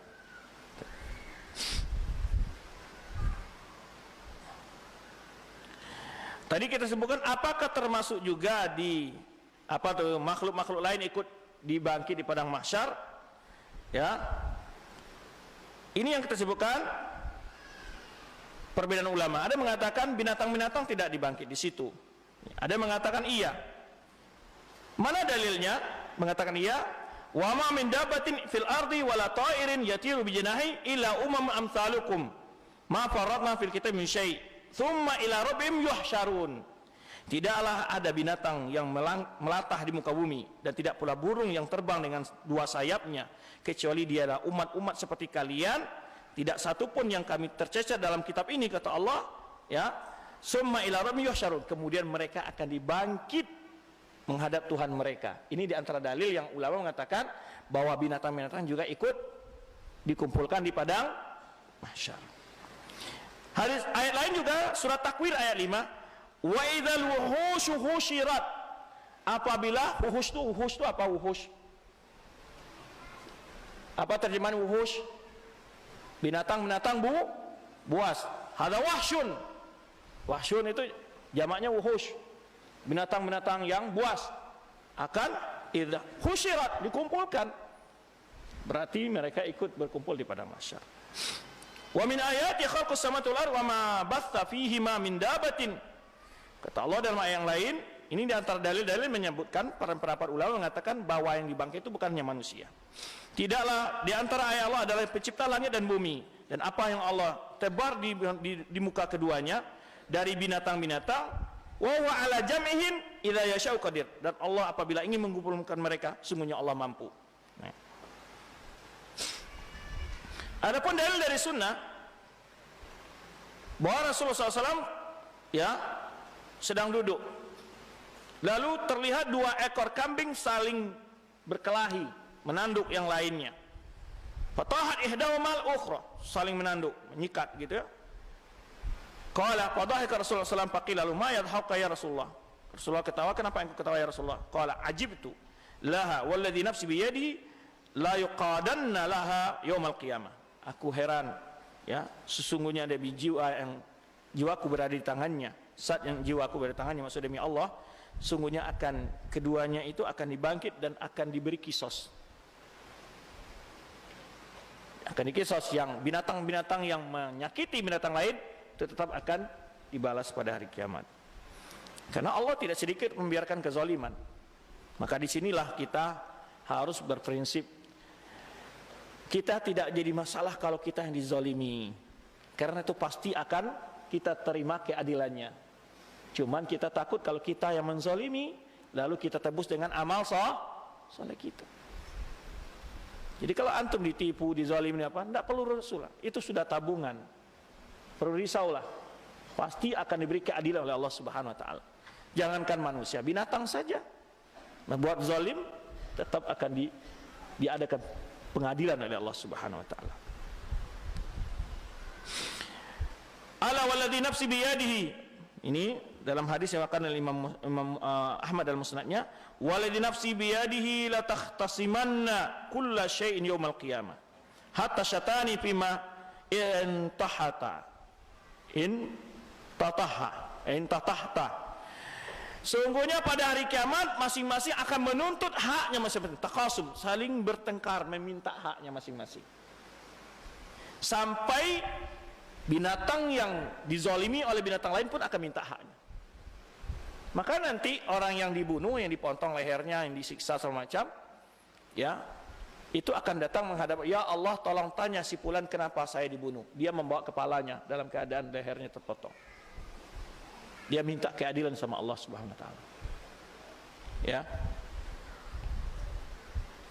Ini dalil-dalil diantara mengatakan bahwa termasuk yang akan dikumpulkan di akhir kelak itu adalah termasuk binatang. Namun setelah itu mereka tidak dihisap. Mereka setelah padang mahsyar semua menjadi tanah. Inilah yang ketika orang kafir melihat semua binatang-binatang tadi, hewan-hewan itu menjadi tanah, ketika dalam hisab dia mengatakan, ya laitani kuntu turaba. Aduhai alangkah aku menjadi tanah saja. Karena dia melihat binatang-binatang jadi tanah. Ini dalam surat An-Naba. Saking dahsyatnya azab, ya aduhai alangkah baiknya aku jadi tanah saja seperti binatang-binatang itu. Ya. Taib.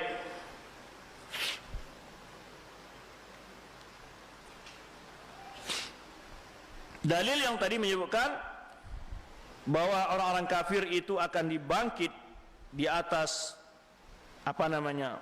nanti kondisi manusia yang dibangkit itu macam-macam. Ada yang buta, ada yang tuli, ada yang bisu.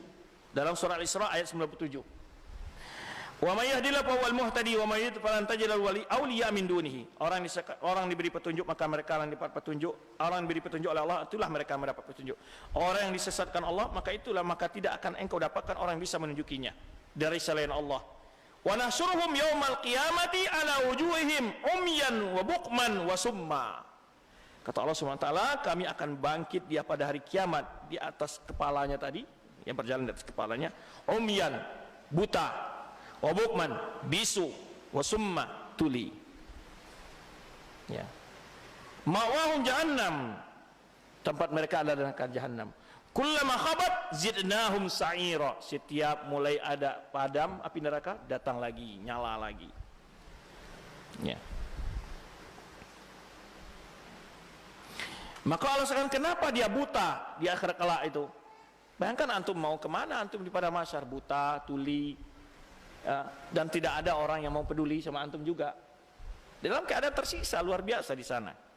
Mereka adalah yang Allah kisahkan, wa man a'rada an dzikri fa inna lahu ma'isyatan danka wa nahsyuru yaumal qiyamati a'ma. Orang yang berpaling dari ajaran agama ini, dari zikri, dari Al-Qur'an, sungguhnya baginya kehidupan yang sangat susah. Itu di dunia itu. Nahsyuru yaumal qiyamah, hidup yang sangat susah. Dan kami akan bangkit kumpulkan di hari kiamat a'ma, dalam keadaan buta. Kalau Rabbi lima hasyatani a'ma, dia katakan, ya Allah kenapa aku ini sekarang buta? Wa kuntu basira, dulu aku di dunia melihat. Kenapa aku hari ini buta? Qala kadzalika atatka ayatuna fanasitaha. Demikian dulu ketika datang kepada engkau ayat-ayat kami, engkau lupakan ayat-ayat itu. Wa kadzalikal yauma tunsa. Demikian pula hari ini engkau dilupakan.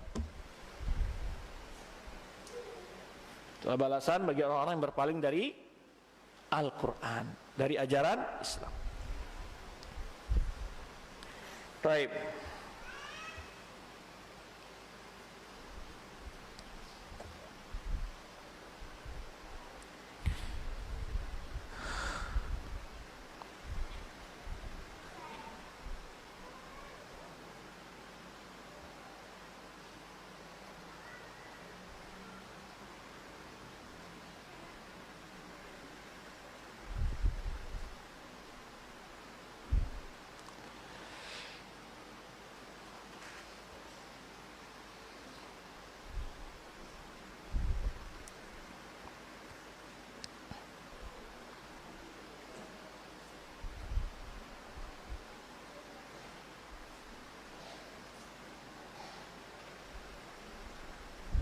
Kondisi-kondisi manusia pada hari kiamat, ya.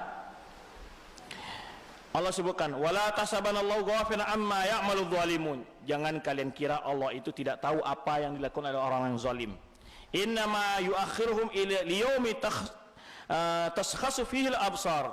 Cuman Allah beri tangguh mereka sampai hari di mana terbelalak mata mereka. Kapan itu? Di padang mahsyar. Muhti'ina muqni'ina ru'usihim la yartaddu ilaihim tarfuhum wa afidatum hawa. Mereka tertunduk, ya, kepala mereka, dan mereka tidak menoleh kemana-mana, tidak kembali kepada mereka, la tartaddu ilaihim tarfuhum, ya, wa afidatum, hati mereka dalam keadaan hampa. Juga ada orang yang mukanya di padang mahsyar berseri-seri, ada mukanya yang hitam kelam. Siapa mereka? Nah, yauma tabyadu wujuhum wa taswaddu wujuh.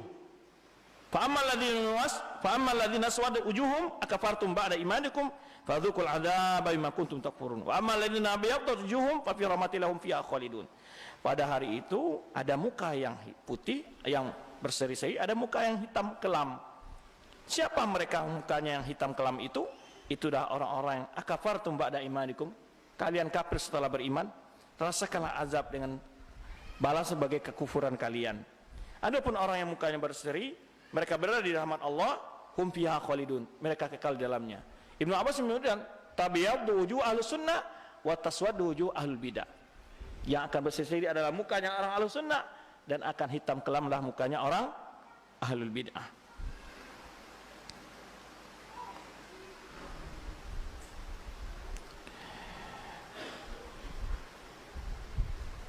Yang tadi ayat sudah kita sebutkan, firman Allah dalam surah Abasa, yauma yafirrul mar'u min akhi, hari itu manusia lari dari saudaranya, wa ummihi wa abi, dari ibu dan ayahnya, wa sahibati wa bani, dari istri dan anaknya, likulli imri'in yawma idzin sya'ni yughni, likulli imri'in minhum yawma idzin sya'ni yughni, masing-masing manusia dari mereka itu pada hari itu punya urusan sendiri-sendiri. Wujuhun yawma idzin musfirah, ada wajah hari itu yang kuning cerah. Ini sangat cerah, berbahagia. Dhahikatun mustabsyirah, ketawa senyum bahagia. Wa wujuhun yawma idzin 'alaiha ghabar, ada muka yang hitam, ya, tarhaqu qatarah, ya, ditimpa oleh rasa penuh kesedihan. Itu wajah-wajah mereka yang sedih di hari kiamat, hitam kelam, ya, pucat pasi gitu semacam.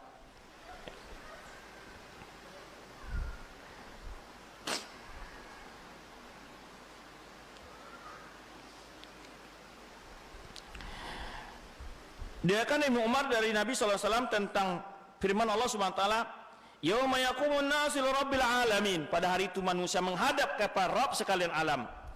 Rasulullah mengatakan, yaqumu ahaduhum fi rishhihi ila ansafi udhunaihi.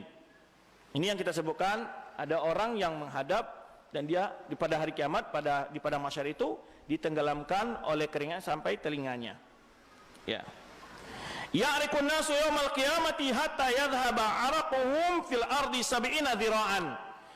Pada hari kiamat manusia itu berkeringat sampai keringatnya mengalir 70 hasta. Wal jamuhum hatta yablughu adhanahum. Dan bahkan di antara mereka ada yang ditenggelamkan oleh keringat sampai telinganya. Ini kondisi di padang mahsyar. Baik. Dalam hadis lain Rasulullah menyebutkan, inna rajula yaljamuhu araqu yaumal qiyamah fa yaqul ya rab arihni walau ilan nar. Ini yang kita sebutkan tadi hadisnya. Ada seseorang yang dia ditenggelamkan oleh keringatnya pada hari kiamat. Lalu dia berkata, ya Allah, tolong bebaskan aku dari sini walau aku masuk neraka. Bayangkan sama antum itu, dahsyatnya di saat itu, ya.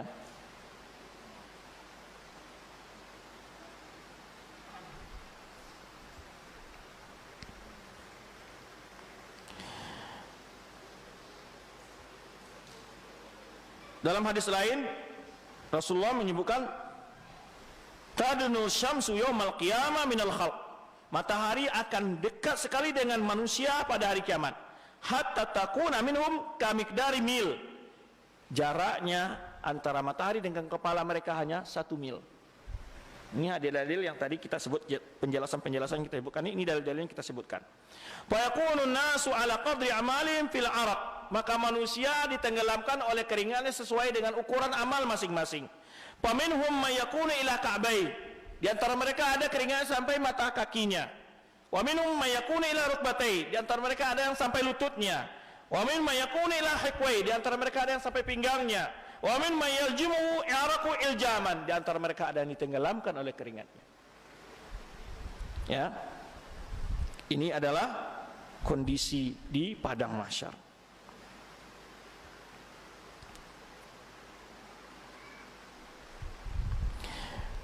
pembahasan ini panjang, ya. Apa bentuknya bumi di saat itu? Juga ada penjelasannya, bahwa itu adalah buminya bumi putih, karena tidak ada dosa, nggak ada bukit, nggak ada gunung, nggak ada lembah, datar sedatar-datarnya. Itu buminya padang mahsyar, ya, bentuk buminya. Disebutkan oleh Daudi syadidul bayat, sangat putih buminya saat itu. Maka disebutkan sini yuhsyarun nasu yaumal qiyamah ala ardi bayda afra kakirsitin naqi. Ya, kata Rasulullah SAW ini dalam hadis yang akan di Bukhari Muslim, manusia akan dikumpulkan pada hari kiamat di atas bumi yang putih, afra, nggak ada batu-batu, kakirsitin naqi, nggak ada batu-batu, nggak ada gunung-gunung, nggak ada kerikil-kerikil, datar semua. Tapi karena datar tadi kan manusia mengalami dengan berbagai azab di situ. Ya, ini bicara masalah bentuk buminya.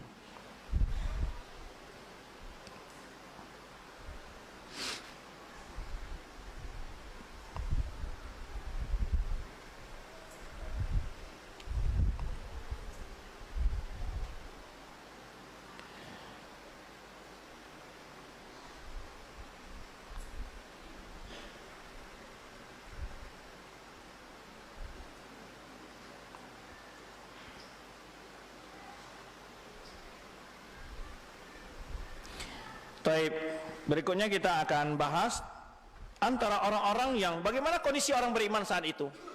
Dalam hadis disebutkan, kalau kita sebutkan tadi masa di situ sekitar berapa, kan ditanya, kan labistum yauman aw ba'da yaum. Mereka katakan setelah mereka dibangkit ditanya, "Lalu berapa kalian lamanya?" Ya, di dunia. Mereka katakan sehari atau setengah hari. Dan masa mereka di padang mahsyar itu setengah hari. Dan satu hari akhirat itu berapa ukurannya? 50.000 tahun. Maka ulama mengatakan pendapat yang kuat adalah setengah hari mereka itu di padang mahsyar itu setengah hari. Tapi setengah harinya hari kiamat. Satu hari di hari kiamat itu berapa tahun di dunia? 50.000 tahun. Maka berarti mereka 25.000 tahun setengah hari di situ. Setengah hari kiamat. Tapi bagi orang-orang beriman itu bagaikan hanya antara salat zuhur atau salat asar, sebentar saja. Tapi bagi orang kafir begitu lama terasa, 200. Kenapa? Karena orang beriman tidak berada di dalam keadaan tersiksa. Orang-orang yang mendapat naungan Allah. Yang tadi kita sebutkan 7 golongan di antara mereka yang dapat naungan pada hari kiamat itu. Yang pertama, al-imamu adil, pemimpin yang adil. Pemimpin yang adil ini bukan hanya maksudnya pikiran selalu ke presiden, ya. Sedangkan orang pemimpin yang adil pikiran presiden. Setiap kita ini imam, kulukum ra'in, kalian itu adalah pemimpin, wa kulukum mas'ulan ra'iyati, akan diminta pertanggungjawabannya. Wa rajul ra'in fi bai'a ala ahli. Ya, seorang itu pemimpin dalam keluarganya. Maka dia bertanggung jawab kepada istri dan anaknya nanti. Bagaimana pendidikannya.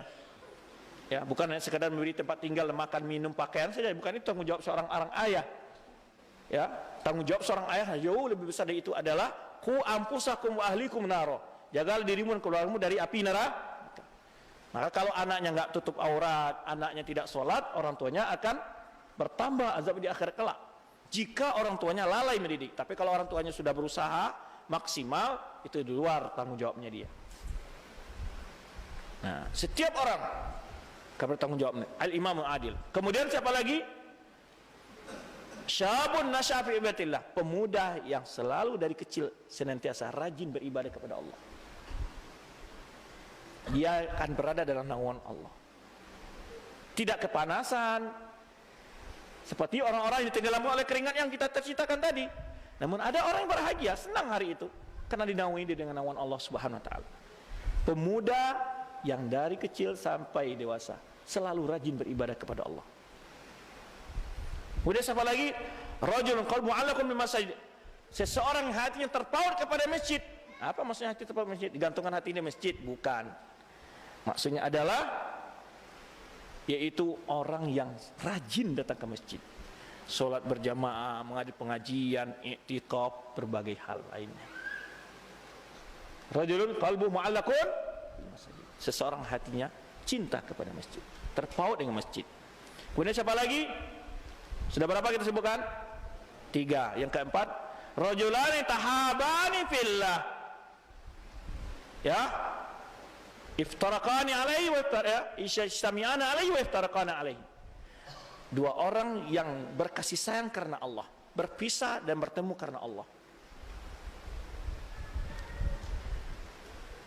Maka dikisahkan dalam sebuah hadis juga, seseorang mau menziarahi temannya di daerah perkampungan gitu, dalam hadis itu daerah yang jauh. Datang malaikat di tengah jalannya menjelma sebagai seseorang manusia, bertanya, mau kemana engkau?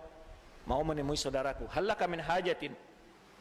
Ya, maksudnya apakah kamu pergi ke dia itu hanya menagih utang atau keperluan mau berutang atau keperluan apa duniawi? Tidak. Hanya ingin menjalin apa? Hubungan persaudaraannya. Maka Allah katakan kepada malaikat itu, sungguhnya Allah telah mengampuni dosa-dosanya. Besar pahalanya. Tahaba. Yang ke 5. Apa yang kelima? Rajul da'athu amra'atun dzatu mansib wa jamalin. Faqala ini akhafullah. Laki-laki yang digoda oleh cewek yang cantik, lagi kaya dan terhormat. Nah, mampu nggak nahan iman seperti itu antum? Seperti Nabi Yusuf. Dia tidak mau, ini akhafullah, dia tolak. Aku takut kepada Allah. Ini akan mendapat naungan. Dia meninggalkan sebuah maksiat karena takut kepada Allah, dia akan mendapat naungan dari Allah pada hari kiamat, di padang mahsyar. Sudah berapa? 5. Yang ke-6, rajulun. Yang ke-5 ya, yang ke-6. Ini yang ke-6 ya. Rajulun zakarallahu khalian fafadat ainah. Orang yang mengingat Allah dengan sendirian lalu meneteskan air mata. Sedang qiyamul lail, berdoa kepada Allah, mengakui dosa-dosanya, mengingat kesalahan-kesalahannya, sehingga dia meneteskan air mata ketika berdoa kepada Allah. Ya. Itu dah di antara orang yang pada hari kiamat akan mendapat naungan dari Allah. Yang ke-7, rajulun tasaddaqa wa anfaqa, ya, lillahi aw fillahi, la ta'lamu ma anfaqat yaminu, la ta'lamu shimalu ma anfaqat aw ma anfaqat yaminu. Seseorang yang berinfak, tangan kirinya nggak tahu berapa jumlah infak yang diberikan oleh tangan kanannya. Itu maksudnya apa itu? Begitu ikhlasnya dia berinfak dengan penuh ikhlas. Nah, ini di antara orang yang hidupnya nyaman, yang hidupnya tenang, yang tentram, bahagia di padang mahsyar. Semoga Allah Subhanahu wa taala termasuk menjadikan kita termasuk di antara salah satu dari golongan yang 7 itu. Ya. Itulah sedikit bayangan, gambaran melihat hadis dan ayat Al-Qur'an bercerita tentang sekilas peristiwa-peristiwa di padang mahsyar. Ya. Masih banyak sebenarnya pembahasan-pembahasan, saya mengambil hal-hal yang penting-penting saja. Yang lain karena jam 11 ini ada untuk pertanyaan sampai 11.15, tinggal 15 menit. Kita coba lihat berapa pertanyaan. Jika ada yang mau bertanya secara langsung, ada ya? Mikrofonnya ada. Baik, bagaimana keadaannya orang yang mendapatkan naungan di padang mahsyar? Bagaimana keadaannya orang yang mendapatkan apa nih? Ayat mudah-mudahan bermanfaat. Sudah kita jelaskan ya, sudah terjawab kayaknya pertanyaan ini. Bagaimana keadaannya orang yang masuk surga tanpa hisab dan tanpa azab? Apakah langsung masuk surga atau gimana? Orang-orang yang begini-begini dia berada di mana? Dalam naungan Allah. Nanti masuk surganya kapan? Setelah minum dari haud Nabi SAW, telaga Rasulullah SAW, menerima catatan amalnya, melihat pertimbangan amalnya, kemudian melewati siratal mustaqim, baru dia masuk surga. Setelah siratal mustaqim, kemudian qantara, baru masuk surga. Nah, orang-orang itu masuk surga setelah Rasulullah SAW meminta izin, memberi syafaat agar Allah membuka pintu surga. Barulah orang-orang yang masuk surga tanpa hisab dan azab masuk lebih dahulu. Ya.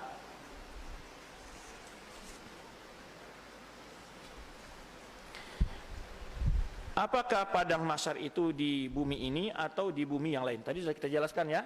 Bumi yang yauma tubaddalu al-ardu ghairal ard. Ya. Diganti, buminya bukan bumi ini. Ya. Setelah semua manusia masuk ke surga atau neraka, bagaimana bumi yang kita tinggali ini? Apakah ada keterangan hadis? Bumi yang kita tinggali ini apa? Hancur kan? Nggak ada lagi, itulah kiamat. Ya, langit yang 7 lapis itu hancur semua itu. Kan baca ayat-ayat tentang hari kiamat. Idza zulzilatil ardu zilzalaha wa akhrajatil ardu athqalaha. Bila bumi digoncang dengan segoncang-goncangnya. Dalam surah Al-Qiyamah banyak sekali penjelasan itu. Hancur semua di bumi ini. Ya, wa idzal biharu fujirat wa idzal quburu bu'thirat wa idzan nufusu zuwijat wa idzal mau'udatu su'ilat. Itu semua kisah-kisah hari kiamat. Bahkan matahari dan bulan itu akan dikumpulkan saling berantakan. Ya.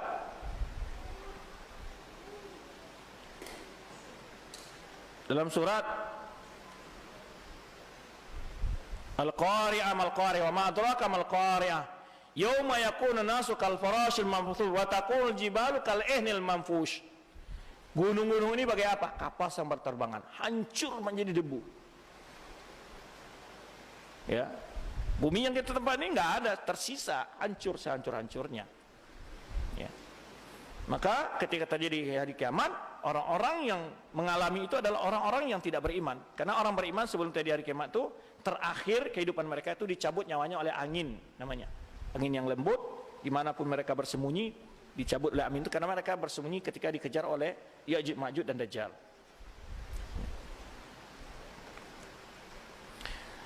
Bila bila mana ini? Maksudnya apa? Dosa yang dibuat oleh hati lebih besar dari dosa berzina. Bagaimana Ustaz jika kita sering dongkol kepada orang? Dan saya tidak mengatakan setiap dosa yang dalam hati itu lebih besar dari dosa zina, tidak. Cuman kadang-kadang dosa yang dosa yang ada dalam hati itu bisa melampaui dosa-dosa pelaku dosa besar lain. Maka dosa hati itu sama seperti dosa perbuatan kita. Ada dosa kecil, ada dosa besar. Di hati juga begitu. Ada dosa kecilnya, ada dosa besarnya. Nah, kalau dongkol itu bagian dari dosa kecil. Kepada orang dan mengerutu dalam hati, mencaci dalam hati, ya termasuk dosa, ya. Apakah ini suatu termasuk dosa dalam sudah dicatat amal buruk oleh malaikat? Iya. Karena kita sudah dongkol mencaci amal hati yang dicatat oleh malaikat. Terus bagaimana malaikat bisa tahu amalan hati? Atas pemberitahuan Allah, atau Allah memang memberikan kemampuan malaikat untuk memberi tanda tentang rusaknya amalan hati kita itu. Sebagian ulama malah menyebutkan diketahui melalui nafasnya dan semacam-macam. Ya, tapi Allah memberikan tahu kepada malaikat tentang seorang hamba yang bermaksiat dengan hatinya.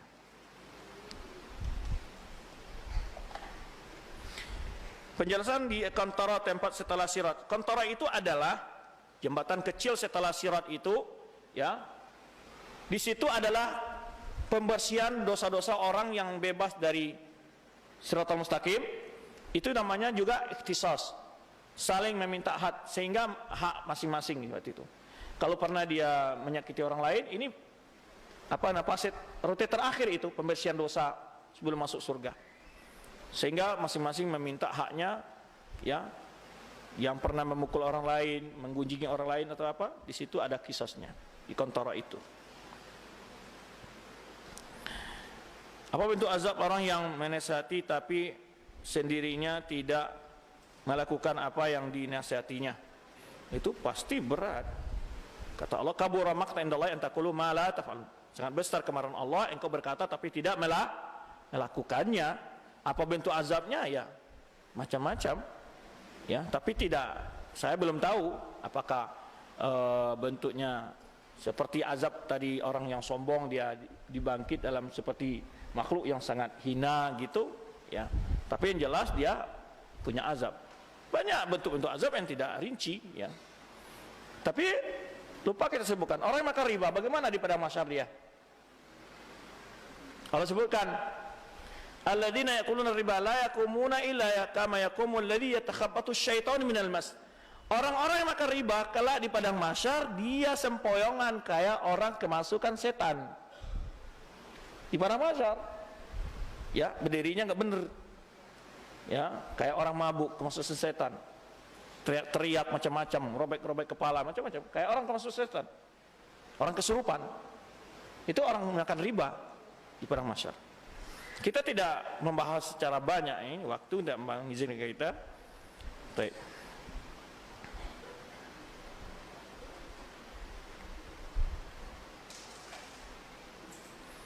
Hal yu'rafun nas sayiati a'malihim al-warida fi kitab a'mal inda mizan walau kunna qad bayanna min tilka sayiat tubna. Kalau dia sudah tobat dari dosanya, maka dicatat dia tobat di catatannya, dan itu dicatat bagi amal soleh, diganti dengan amal soleh. Sebenarnya dalam surat Al-Furqan, ya, itu dihapus dosanya dalam catatan amalnya, ya.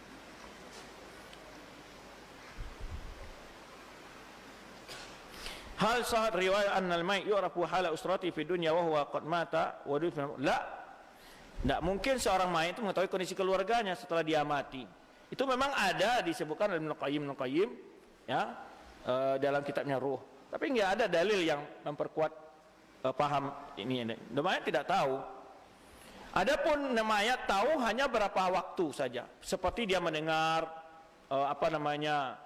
suara sendal, itu hanya pada waktu itu saja. Bukan mendengar suara sendal setiap orang lewat di atas kuburan, bukan itu maksudnya. Ya.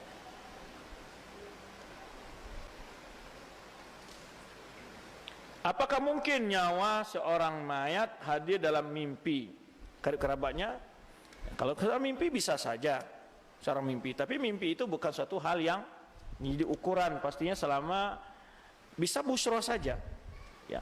Mimpi saya mimpi dengan sepulan, dia kelihatan pada tempat yang nyaman segala macam, bisa saja itu busro, ya, busro bisa saja.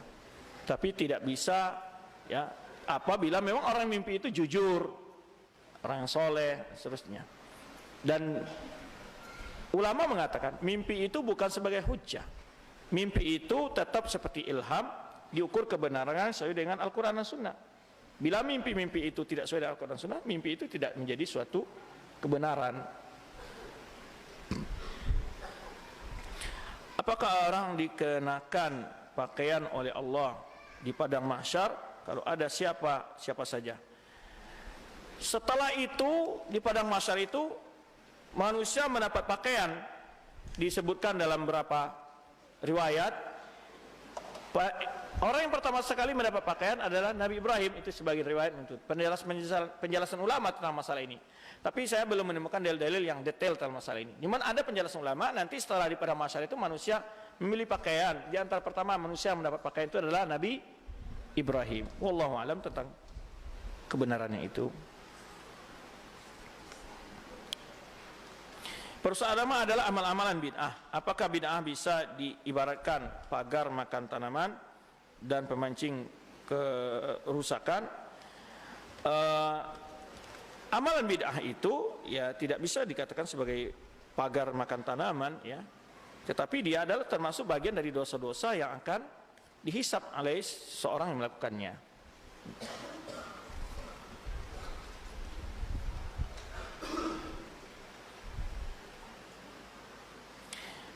Apa cara ziarah kubur yang disunahkan tidak dengan duduk di bersila?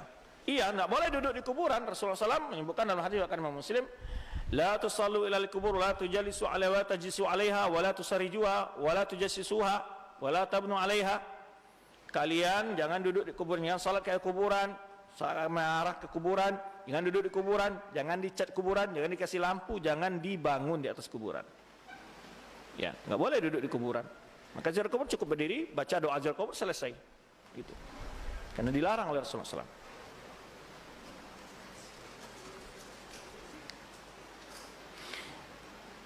Bagaimana kalau kita melihat teman memakan sesuatu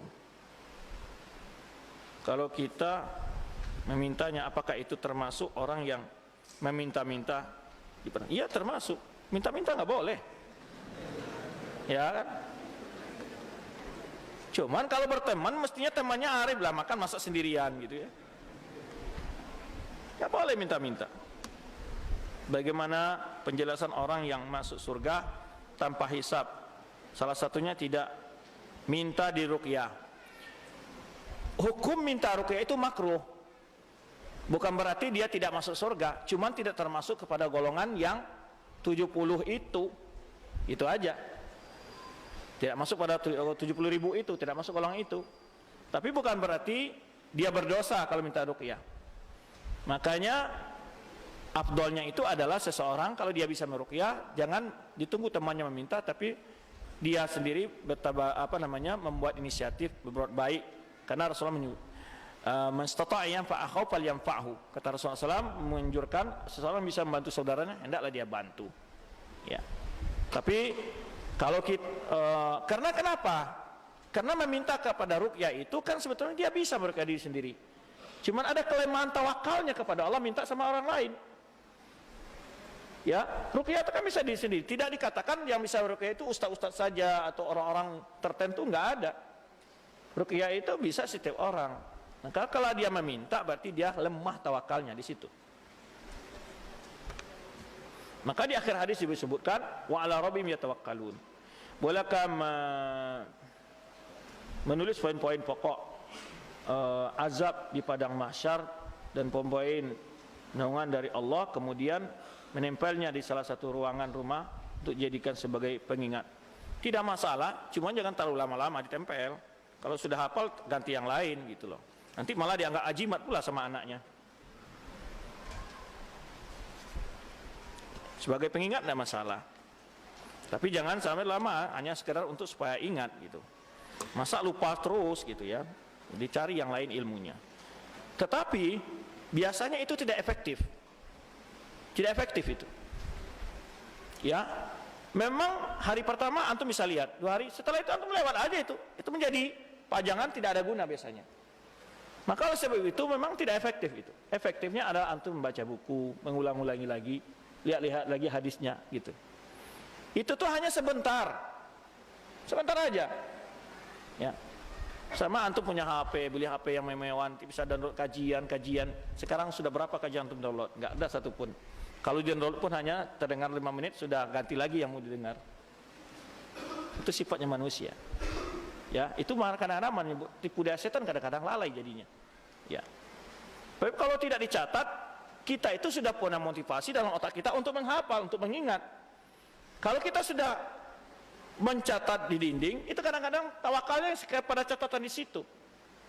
Nah, itu teori belajar ya, ikhwan. Teori belajar itu jangan bergantung, enggak apa mencatat, tapi kita sudah harus juga menghafal apa yang kita catat itu. Pada mahsyar bentuknya kayak gimana? Apakah seperti bumi di dunia ini atau apa? Tadi sudah kita jelaskan, datar, tidak ada gunung, ya, buminya putih bersih. Itu yang terdapat di dalam nas-nas dapat kita jelaskan.